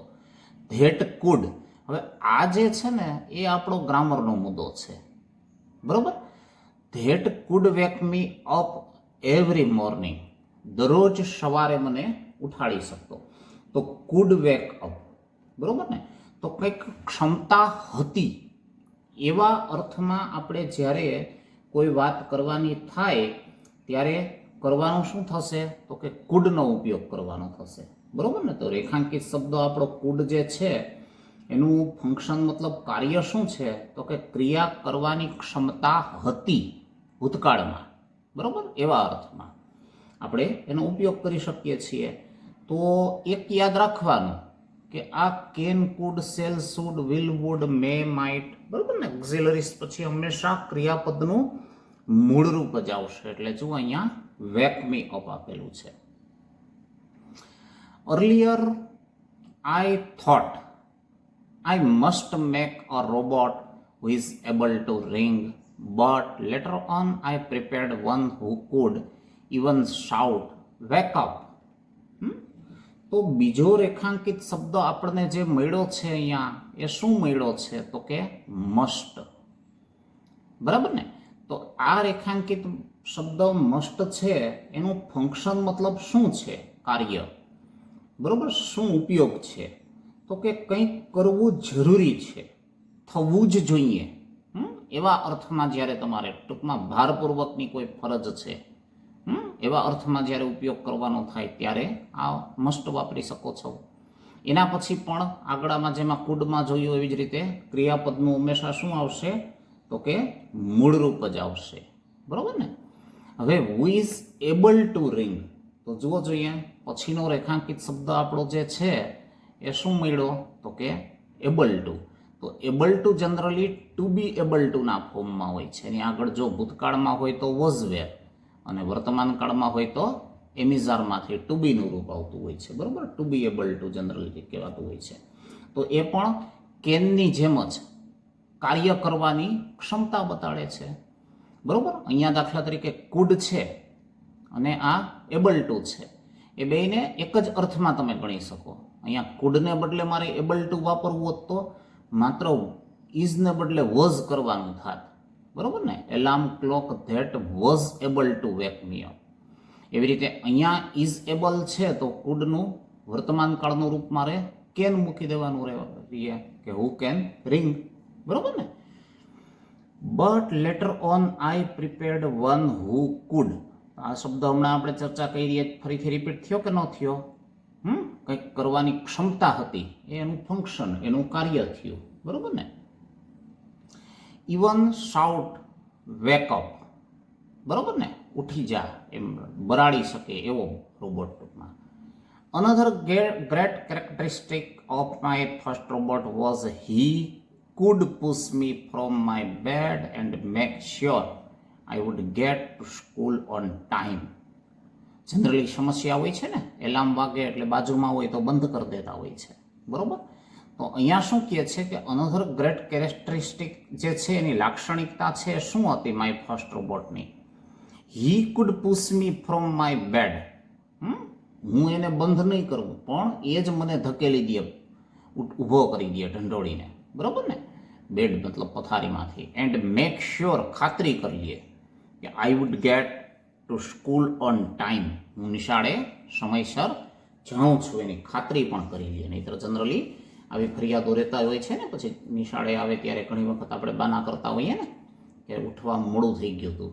તો લેખકની જે વાત છે શું છે, એવા રોબોટની છે કે જે માત્ર મને ઉઠાડી જ દે એટલું પૂરતું નથી, પણ સાથે સાથે હું સમયસર નિશાળે જાઉં છું કે નહીં એની પણ શ્યોર ખાતરી રાખે. At the same time I strongly decided that I must develop a device that is going to enable me to sleep in peace. તો આ વિરોધાભાસ થયો ને. ઉઠાડવા માટેનો જે રોબોટ છે એનું જેટલું મહત્વ છે એટલું જ શાંતિપૂર્વક સુવાનું પણ મહત્વ થયું કે ન થયું, બરોબર. તો એવો પણ એ વિચારે છે કે ભાઈ એવી કોઈક ડિવાઇસ બનાવવી જોઈએ કે જે મને શાંતિપૂર્વક સુવા માટે એનેબલ, સક્ષમ બનાવે, સ્લીપ ઇન પીસ. તો જુઓ અહીંયા પણ આપણને ઇઝ ગોઈંગ ટુ જે છે, બરોબર ને, આપ્યું છે ને ત્યાં અંડરલાઈન. તો એ રેખાંકિત શબ્દ જે છે એ શેના માટે વપરાય છે? તો કે કોઈ ક્રિયા છે, બાબત છે, એ ટૂંક સમયમાં થવાની હોય, બરોબર ને. એના માટે જનરલી આપણે ટુ બી ગોઈંગ ટુનું રૂપ વાપરતા હોઈએ છીએ, મતલબ નજીકના ભવિષ્યમાં, બરોબર. તો હવે એના પછી પણ જુઓ ટુ આવી ગયો એટલે હંમેશા મૂળરૂપ જ આવવાનું છે, enable. My boss has ordered me that I have to develop a robot that can kill such insects as mosquitoes, flies, or even flying ants. હવે એની સામે લેખક શું કહે છે કે માય બોસ, જે મારા અધિકારી છે, હેઝ ઓર્ડર્ડ મી, મને ઓર્ડર કર્યો છે, હુકમ કર્યો છે, આજ્ઞા આપી છે. ધેટ એટલે કે આઈ હેવ ટુ ડેવલપ. તો ફરી પાછો રેખાંકિત શબ્દ જે આવ્યો આપણી પાસે શું આવ્યો? તો કે હેવ ટુનો ઉપયોગ આવ્યો છે. શું છે એનું ફંક્શન? તો કે કોઈ પરિસ્થિતિને કારણે કંઈક કરવાની ફરજ પડે, બરોબર ને, ત્યારે આપણે હેવ ટુનો ઉપયોગ કરતા હોઈએ છીએ. તો મારે એ ટૂંકમાં હેવ ટુ ડેવલપ એટલે વિકસાવવો પડે એમ હતો, બનાવવો પડે એમ હતો. રોબોટ, એવો રોબોટ ધેટ કેન કિલ, કે જે મારી શકે, સચ ઇન્સેક્ટ્સ એટલે એવા જીવજંતુઓ, એઝ મસ્ક્વિટોઝ મચ્છર છે, કે પછી ફ્લાઇસ છે, માખીઓ છે, કે ઇવન ફ્લાઇંગ એન્ટ્સ છે, ઉડતા પેલા જે હોય છે ને મકોડા, કીડા, એ ટાઈપના જીવજંતુઓ, એને મારી શકે એવો રોબોટ ડેવલપ કરવાનું કીધું એના બોસે. I must follow my boss's order. હવે વાત શું છે? લેખકની ઈચ્છા તો આવા પ્રકારના રોબોટ બનાવવાની હતી કે ભાઈ એવો બનાવવું કે જે મને સવારમાં સમયસર ઉઠાડી દે, હું નિશાળે ગયો કે નહીં એની ખાતરી કરી લે, પણ એના જે બોસ છે એણે શું કીધું કે ભાઈ તારે એવો રોબોટ બનાવવાનો છે કે જે આવા જીવજંતુઓનો નાશ કરી શકે. હવે અહીંયા જુઓ જોઈએ, આ મસ્ટ શબ્દ હતો એ જ પાછો રિપીટ થયો કે ન થયો રેખાંકિત શબ્દ તરીકે? તો મસ્ટ આપણે હમણાં ઉપર જોયું ને એમ ભારપૂર્વકની કોઈ ફરજ છે, કરવું જ પડે એમ છે એવા અર્થમાં, બરોબર ને, વાપરી શકાય એનું ફંક્શન, કાર્ય. તો I must follow my boss's order, મારે મારા બોસનો ઓર્ડર છે એનું અનુસરણ કરવું જ પડે એમ છે. So I have developed a perfect robot, એક સંપૂર્ણ કહી શકાય એવો રોબોટ ડેવલપ કર્યો. માય રોબોટ કેન નોટ, આવ્યું ને અંડરલાઇનમાં, કેન નોટ. અહીંયા કુડ છે, બરોબર ને, ભૂતકાળ માટે. એમ વર્તમાન કાળ માટે કેન વાપરી શકો છો. તો કેન સાથે નોટ જોડાણું છે, મતલબ નેગેટિવ અર્થ થઈ ગયો. કંઈક કરી શકવાની ક્ષમતા છે તો કેન, અને નથી તો કેન નોટ, બરોબર ને. તો અહીંયા કેન નોટનો અર્થ કંઈક કરી શકવાની ક્ષમતા નથી. તો my robot can not only exterminate insects, but I have taken care that he must be capable of vacuum cleaning. એવું જોયું છે ને, વેક્યુમ મશીન તમે સફાઈ માટેનું, ક્લિનિંગ ધ ફ્લોર, જમીન જે છે એમાંથી ધૂળ રજકણ બધું સાફ કરી દે. To get rid of the dead insects, તો માત્ર આવા જંતુઓનો નાશ જ નહીં કરે, પણ એની બીજી વિશેષતા શું કે એના જે મૃતદેહો પડ્યા હોય જમીન ઉપર એનું પણ વેક્યુમ ક્લિનિંગ કરી દે છે, સફાઈ કરી દે છે ડેડ ઇન્સેક્ટ્સની, બરોબર ને. તો એવો એ કહે છે કે મેં ડેવલપ્ડ પરફેક્ટ રોબોટ, એક પરિપૂર્ણ રોબોટ બનાવ્યો, મતલબ બોસના આદેશથી પણ એક પગલું વધારે વિચાર્યું એમ કહી શકો ને તમે આના ઉપરથી. તો અહીંયા ટૂંકમાં આ બધા જે શબ્દો હતા ને એનાથી તમારે પરિચિત થવાનું હતું, બરાબર ને. ભૂતકાળની કોઈ બાબતમાં તમારું સામર્થ્ય બતાડવાનું થતું હતું તો તમે કુડ વાપરું. પછી કોઈ ભારપૂર્વકની ફરજ છે, કરવું જ પડે એમ છે એવો અર્થઘટન કરવો તો આપણે શું વાપરું? તો કે મસ્ટ. પછી કંઈક કરવાની અત્યારે સમર્થતા છે, સામર્થ્ય છે, તો is able to be able two માંથી. અને ભૂતકાળમાં સામર્થ્ય હતું તો વોઝ એબલ ટુ, મતલબ કેનના અર્થમાં જ લઈ શકો એને તમે. ફરી કુડ છે, બરોબર ને, ભૂતકાળનું સામર્થ્ય. પછી ઇઝ ગોઈંગ ટુની પણ હમણાં આપણે ચર્ચા કરી, ટૂંક સમયમાં થવાની છે, નજીકના ભવિષ્યમાં થવાની છે. ઇન્ડિકેટિવ ફ્યુચર તરીકે પણ તમે આને વાપરી શકો છો, ટુ બી ગોઈંગ ટુને, બરોબર. એવી જ રીતે હેવ ટુ છે, તો એ પણ હમણાં આપણે જોયું ને કે કંઈક પરિસ્થિતિ નિર્માણ પામી છે અને એને કારણે કંઈક કરવાની ફરજ પડી હોય તો એના માટે હેવ ટુ વાપરી શકો છો. પછી મસ્ટનો અહીંયા આપણે ઉલ્લેખ કરી લીધો, બરોબર ને. અને એ જ રીતે કેન છે એ વર્તમાન કાળમાં કંઈક કરી શકવાની ક્ષમતા છે, સામર્થ્ય છે તો કેન, અને સામર્થ્ય નથી તો કેન નોટ વાપરો. તો આ બધા શબ્દોથી તમારે પરિચિત થવાનું હતું, બરોબર ને. તો સ્ટડી કરી લીધો ને તમે અંડરલાઇન્ડ વર્ડ્સનો. તો અહીંયા જે કંઈ પણ મેં એક્સપ્લેનેશન આપ્યું છે એ ટોપિક મુદ્દા સ્વરૂપે તમે પાછું લખી લ્યો, બરાબર ને. હવે એના પછી જુઓ જોઈએ L2માં read the situations, tick mark the appropriate option. હવે એની સામે ઓપ્શન આપ્યા છે, આપણે હમણાં સ્ટડી કર્યો ને એ બરોબર જો તમને સમજાણું હશે તો અહીંયા પછી તમને કાંઈ બહુ અજાણ્યું કે નવું લાગશે નહીં. તમે સરળતાથી એનું જે એપ્રોપ્રિએટ ઓપ્શન છે એને સિલેક્ટ કરી શકશો, બરાબર ને. તો જુઓ જોઈએ એમાં તમને પહેલાં શું કીધું છે કે today is the deadline for submitting your assignment. આપણને કીધું હોય ને કે ભાઈ હવે આજે છેલ્લી તારીખ છે, બરાબર. પછી હું ઘણી વખત શિક્ષક કહેતા હોય ને કાં કે હું સહી નહીં કરી દઉં, કાં કે હું સ્વીકારીશ નહીં, કાં કે આ પનિશમેન્ટ થશે, એટલે પહેલાં ડેડલાઇન આપી દેતા હોય ને, મતલબ અંતિમ ચેતવણી. તો for submitting your assignment it was announced in the class that those who do not submit it today will be punished. આવ્યું ને, જે આજે નહીં કરે સબમિટ, જમા નહીં કરાવે અસાઇનમેન્ટ, એને પનિશ્ડ, સજા થશે. તો એનો અર્થ શું થયો કે મારે આજે જમા કરાવી દેવી જ પડશે. મતલબ ભારપૂર્વકની થઈ કે ન થઈ વાત, ફરજ. તો ભારપૂર્વકની વાત આવે એટલે હમણાં ઉપર આપણે જોયું હતું ને, મસ્ટનો ઉપયોગ કરવો પડશે. એટલે today I must submit the assignment, આજે મારે અસાઇનમેન્ટ જે છે એને સબમિટ કરી જ દેવી પડશે. એ રીતે ટીક માર્ક કરી શકો એમ છો ને તમે.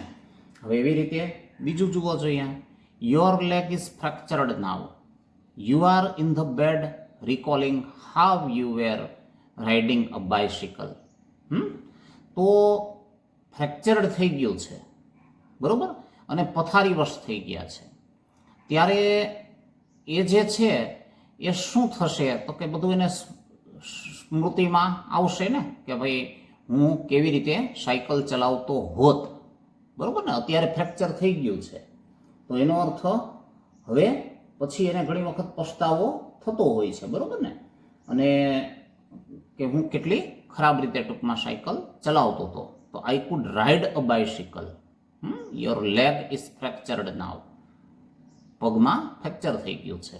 You are in the bed, બરોબર ને, બેડમાં છો. Recalling how you were riding a bicycle. તો ભૂતકાળની વાત થઈ ને, એટલે હમણાં આપણે ચર્ચા કરી એમ કયો શબ્દ ત્યાં લઈ શકો એમ છો તમે તો કે આઈ કુડ રાઇડ અ બાયસિકલ. એવી રીતે જુઓ છો અહીંયા ત્રીજું, there is a mimicry program in your school, you want to participate. તો મિમિક્રીનો તો તમને ખ્યાલ છે ને, એમાં જુદા જુદા લોકોની નકલ ને કરવામાં આવતી હોય છે, બરાબર ને, અને હસી મજાકનો એક આખો પ્રોગ્રામ બની જતો હોય છે. તો એ પ્રકારનો પ્રોગ્રામ જે છે એમાં તમારે કરવાનું શું થતું હોય, આ વર્તમાન કાળ જ છે, બરાબર, મિમિક્રી પ્રોગ્રામ છે. તો તમે એમાં ભાગ લ્યો છો તો તમારે શું કરવાનું થાય તો કે લોકોને હસાવાના થાય. એટલે આઈ કેન મેક પીપલ લાફ, બરાબર ને. કુડ તો ભૂતકાળની વાત થઈ ગઈ અને શુડ એ નૈતિક ફરજની વાત થઈ ગઈ. તો અહીંયા લાગુ પડતું ઓપ્શન વધારે સ્યુટેબલ કયું છે, I can make people laugh. મિમિક્રીમાં ભાગ લઈને હું લોકોને હસાવી શકીશ, એવો અર્થ થયો કે ન થયો, બરાબર ને.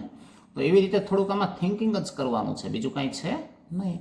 હવે જુઓ છો, your mother informs you that perhaps your aunt will come to your house. હવે મધર મતલબ માતા છે ને, ઇન્ફોર્મ્સ તમને માહિતગાર કરે છે કે કદાચ યોર આન્ટ, તમારા મતલબ મને કહેતા હોય તો મારા કાકી કે માસી કેવા અર્થમાં, will come to your house, તમારી ઘરે આવશે. તો એ જે સિચ્યુએશન છે એમાં હવે આપણે શું કરવાનું થાય છે તો કે આવશે એટલે ભવિષ્યમાં આવવાના છે, બરાબર ને. તો આવવાના છે એવા અર્થમાં છે એટલે ભવિષ્યમાં જ કંઈક કરવાનું થશે ને. તો I will prepare pakoda for her, હું તેની માટે પકોડા તૈયાર કરીશ. I am going to prepare pakoda for her, એ એક હમણાં આપણે ચર્ચા કરી ને, ટુ બી ગોઈંગ ટુ, એકદમ નજીકના ભવિષ્યમાં થનારી ક્રિયા, બરાબર ને. તો અહીંયા કોઈ એવા નજીકના ભવિષ્યનો ઉલ્લેખ છે નહીં, ભવિષ્યમાં આવશે એવા અર્થમાં છે. એટલે અહીંયા તમને વધારે સુટેબલ શબ્દ કયો લાગશે તો કે I will prepare pakoda for her. એ જ્યારે ક્યારેય પણ આવશે ત્યારે હું તેની માટે પકોડા બનાવીશ, એવો અર્થ લઈ શકો ને તમે. એટલે આઈ વિલ પ્રિપેર જે છે એને તમે અહીંયા વધારે સુટેબલ ગણો છો. એવી રીતે જુઓ છો ચોથું, યોર મધર, એ તો હમણાં જોયું આપણે, બરાબર. પછી પાંચમું જોઈ લીધું. તો એમાં every day you get up at 6:30 AM, but tomorrow you have to go to Baroda to attend a meeting at 6 AM. તો હવે જુઓ, વિચારો, રોજ તમે સવારે 6:30 ઉઠો છો ને આવતીકાલે તમારે સવારે 6 વાગે તો મીટિંગ અટેન્ડ કરવા જવાનું છે. તો 6:30 ઉઠો એ તો હલવાનું જ નથી ને, બરાબર ને. તો એનો અર્થ શું થયો કે મારે વહેલું ઉઠવું પડશે, એવો અર્થ થયો કે ન થયો, બરાબર ને. તો નજીકના ભવિષ્યમાં કોઈ કરવી પડતી, ફરજ પડતી હોય એવી બાબત હોય ત્યારે હમણાં આપણે જોયું હતું ને હેવ ટુનો ઉપયોગ. એટલે I have to get up early tomorrow, બરાબર ને. કોઈ ફરજ પડી હોય એવા અર્થમાં. ભવિષ્યમાં કોઈ ક્રિયા કરવાના છે અહીંયા તો વિલ, બરાબર ને. ભારપૂર્વક આપણને કહેવામાં જ આવ્યું છે કે આમ તારે કરવું જ પડશે તો મસ્ટ, પણ અહીંયા એક ફરજ પડી છે કે જનરલી 6:30 ઉઠવું તો હાલે એમ છે, પણ મીટિંગ અટેન્ડ કરવી છે એટલે આ ફરજ પડી છે, બરાબર. એટલે I have to get up early. તો એવા અર્થમાં આપણે હેવ ટુ અહીંયા વાપરી શકીએ છીએ. એવી જ રીતે જુઓ છો અહીંયા, you have participated in national level running competition. હવે you want to break the previous record. તો પ્રીવિયસ રેકોર્ડ મતલબ પાછલો રેકોર્ડ જે છે તમારે તોડવો છે, બરાબર. તો હવે તમે પાર્ટિસિપેટ એટલે ભાગ લીધો છે નેશનલ લેવલની રનિંગ કોમ્પિટિશન, રાષ્ટ્રીય કક્ષાની દોડની સ્પર્ધામાં, અને તમારે જૂનો રેકોર્ડ તોડવો હોય તો કરવું શું પડે તો કે તમારે ઝડપ જે છે એ વધારવી પડશે, બરાબર ને. તો ઝડપ વધારવી પડશે એવા અર્થમાં હવે તમને સેન્ટેન્સ આપ્યા છે એ જોઈ લો જોઈએ. I am going to run at the speed of 250 metres per minute. પછી I will run at the speed of 250 metres per minute અને I can run at the speed of 250. તો કેન છે એ તો તમારી સામર્થ્ય ક્ષમતા થઈ, બરોબર. એટલે હવે તમારે અહીંયા આગળ એક સ્પર્ધાના અનુસંધાનને જ કરવી પડતી ક્રિયા છે. એટલે હમણાં આપણે જે ટુ બી ગોઈંગ ટુનો ઉપયોગ જોયો હતો એ ટાઈપની સ્થિતિ જ અહીંયા તમને જોવા મળે છે કે નથી મળતી, બરોબર ને. ટૂંક સમયમાં થવાની છે એવા અર્થમાં, બરોબર. તો વિલ રન તો ભવિષ્યમાં કાયમી ધોરણે વિચારી શકો એવી ઘટના થઈ ગઈ. જ્યારે આ સ્પર્ધાના અનુસંધાને ટૂંક સમયમાં થનારી ક્રિયા છે કે મારે 250 મીટર પ્રતિ મિનિટે દોડવું પડશે. એટલે એવા અર્થમાં તમે પેલું જે છે એને વધારે સુટેબલ ગણી શકો એવી સ્થિતિ લાગે છે ને, એટલે તમે પેલું ટીક કરી દો, બરાબર. હવે એવી રીતે જુઓ જોઈએ L3માં શું કીધું છે આપણને કે વર્ક ઇન પેર્સ, બેની જોડીમાં કામ કરવાનું છે. Take a card containing the clues. અહીંયા તમને ક્લૂઝ આપેલા છે ને. હવે read clues one after another, એક પછી બીજો. Let your partner guess the name of the job. અને તમારો જે પેરમાં કીધું છે પણ અત્યારે આપણે સ્કૂલ ચાલુ નથી એટલે ઘરે તમે કદાચ આવી એક્ટિવિટી તમારા ભાઈ બહેન સાથે કે કરો એ અલગ વાત છે, બરોબર ને. અહીંયા આપણે પ્રેક્ટિકલી એ શક્ય નથી, તો કરજો જો થઈ શકે તો વધારે સારું, બરોબર ને. તો એમાં એ રીતે લેટ યોર પાર્ટનર ગસ એટલે અનુમાન કરવું, ગસ એટલે, બરોબર ને. The name of the job મતલબ એક જોબ છે, કામ છે એનું અનુમાન કરવાનું છે. હવે count the point at shown in the bracket. બ્રેકેટમાં તમને જુઓ પોઈન્ટ્સ આપેલા છે, ક્યાંક 3 પોઈન્ટ્સ ને ક્યાંક 2 પોઈન્ટ્સ ને 6 પોઈન્ટ્સ ને, બરોબર ને. તો એ તમારે ગણતું જવાનું છે. તો હવે જુઓ આ બાજુ તમને કાર્ડ્સ આપ્યા છે, બરોબર. એ કાર્ડ્સ ઉપરથી આ જે એક્ટિવિટી છે એ આપણે કરવાની થશે. એવો અર્થ થયો કે ન થયો? તો પેલું જુઓ જોઈએ you have to wake up early. જો એ લાગુ પડતું હોય તો તમે શું કરી શકો એમ છો તો કે એના 6 પોઈન્ટ્સ આપેલા છે, બરોબર. હવે આ ટૂંકમાં આખી એક એક્ટિવિટી બેઝડ છે એટલે થશે કેવું તો કે જો તમે પ્રવૃત્તિ કરશો તો જ આને વધારે સારી રીતે પોઈન્ટ્સ વગેરે કેલ્ક્યુલેટ કરીને લખી શકો એમ છો, બરોબર ને. તો ટૂંકમાં એની સમજૂતી જરાક હું તમને આપી દઉં પણ પછી તમે પ્રેક્ટિકલી એ પ્રમાણે રમીને પોઈન્ટ્સ અલગ અલગ ગોઠવજો, બરાબર ને. આનો કોઈ બીજો ફિક્સ જવાબ હોઈ શકે નહીં. જેમ કે you have to wake up early, તો 6 પોઈન્ટ્સ આપી શકો એમ. You have to work hard every day, એના અનુસંધાનમાં 5 પોઈન્ટ્સ આપી શકો. You must be fit, fitness જે છે એ વ્યવસ્થિત હોવી જોઈએ, શારીરિક સ્વાસ્થ્ય, તો 4 પોઈન્ટ્સ એમ. યુ મસ્ટ ઓપરેટ મશીનરી, જે મશીનરી છે એના ઉપર કામ કરી શકતા હોય તો 3 points. You must work in the countryside, બરોબર ને, મતલબ ગ્રામ્ય વિસ્તારમાં પણ કામ કરી શકતા હોય તો 2 પોઈન્ટ્સ આપી શકો.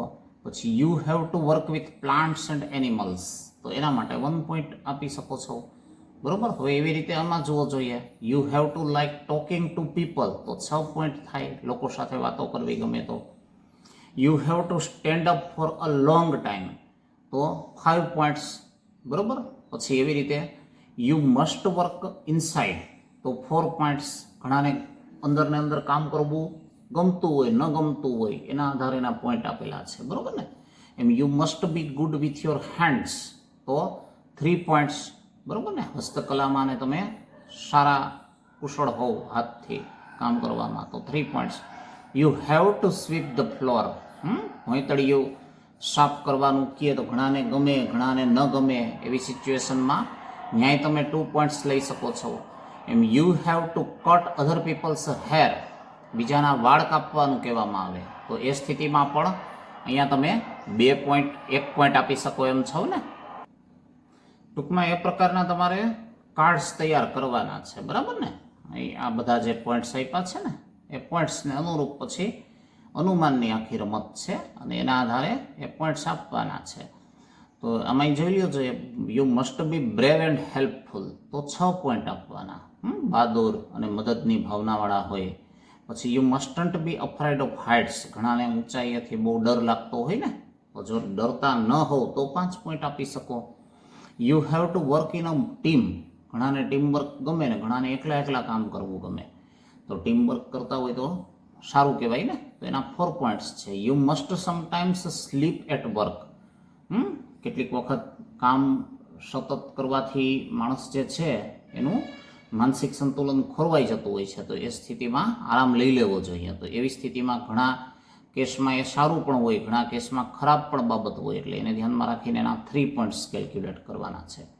You have to wear a uniform, ગણવેશ પહેરવો, એના 2 પોઈન્ટ છે. You have to save people from fires, આગમાંથી લોકોને બચાવવા, એનો 1 પોઈન્ટ છે. એવી રીતે અહીંયા જોઈ લ્યો, you have to be supportive, મદદની ભાવનાવાળું બનવાનું છે તમારે. સપોર્ટ એટલે આમ ટેકો આપવો એવા અર્થમાં. You have to speak to many people, ઘણા લોકો સાથે વાતચીત કરવાની થાય. You mustn't be late for work, કામમાં ક્યારેય મોડું નહીં પડવાનું. You have to be well prepared, સરસ વ્યવસ્થિત, બી પ્રિપેર્ડ, તૈયાર રહેવાનું છે દરેક કામ માટે. યુ મસ્ટ બી નોલેજેબલ, બરાબર ને, તમારી પાસે જ્ઞાન હોવું જોઈએ, જાણકારી હોવી જોઈએ.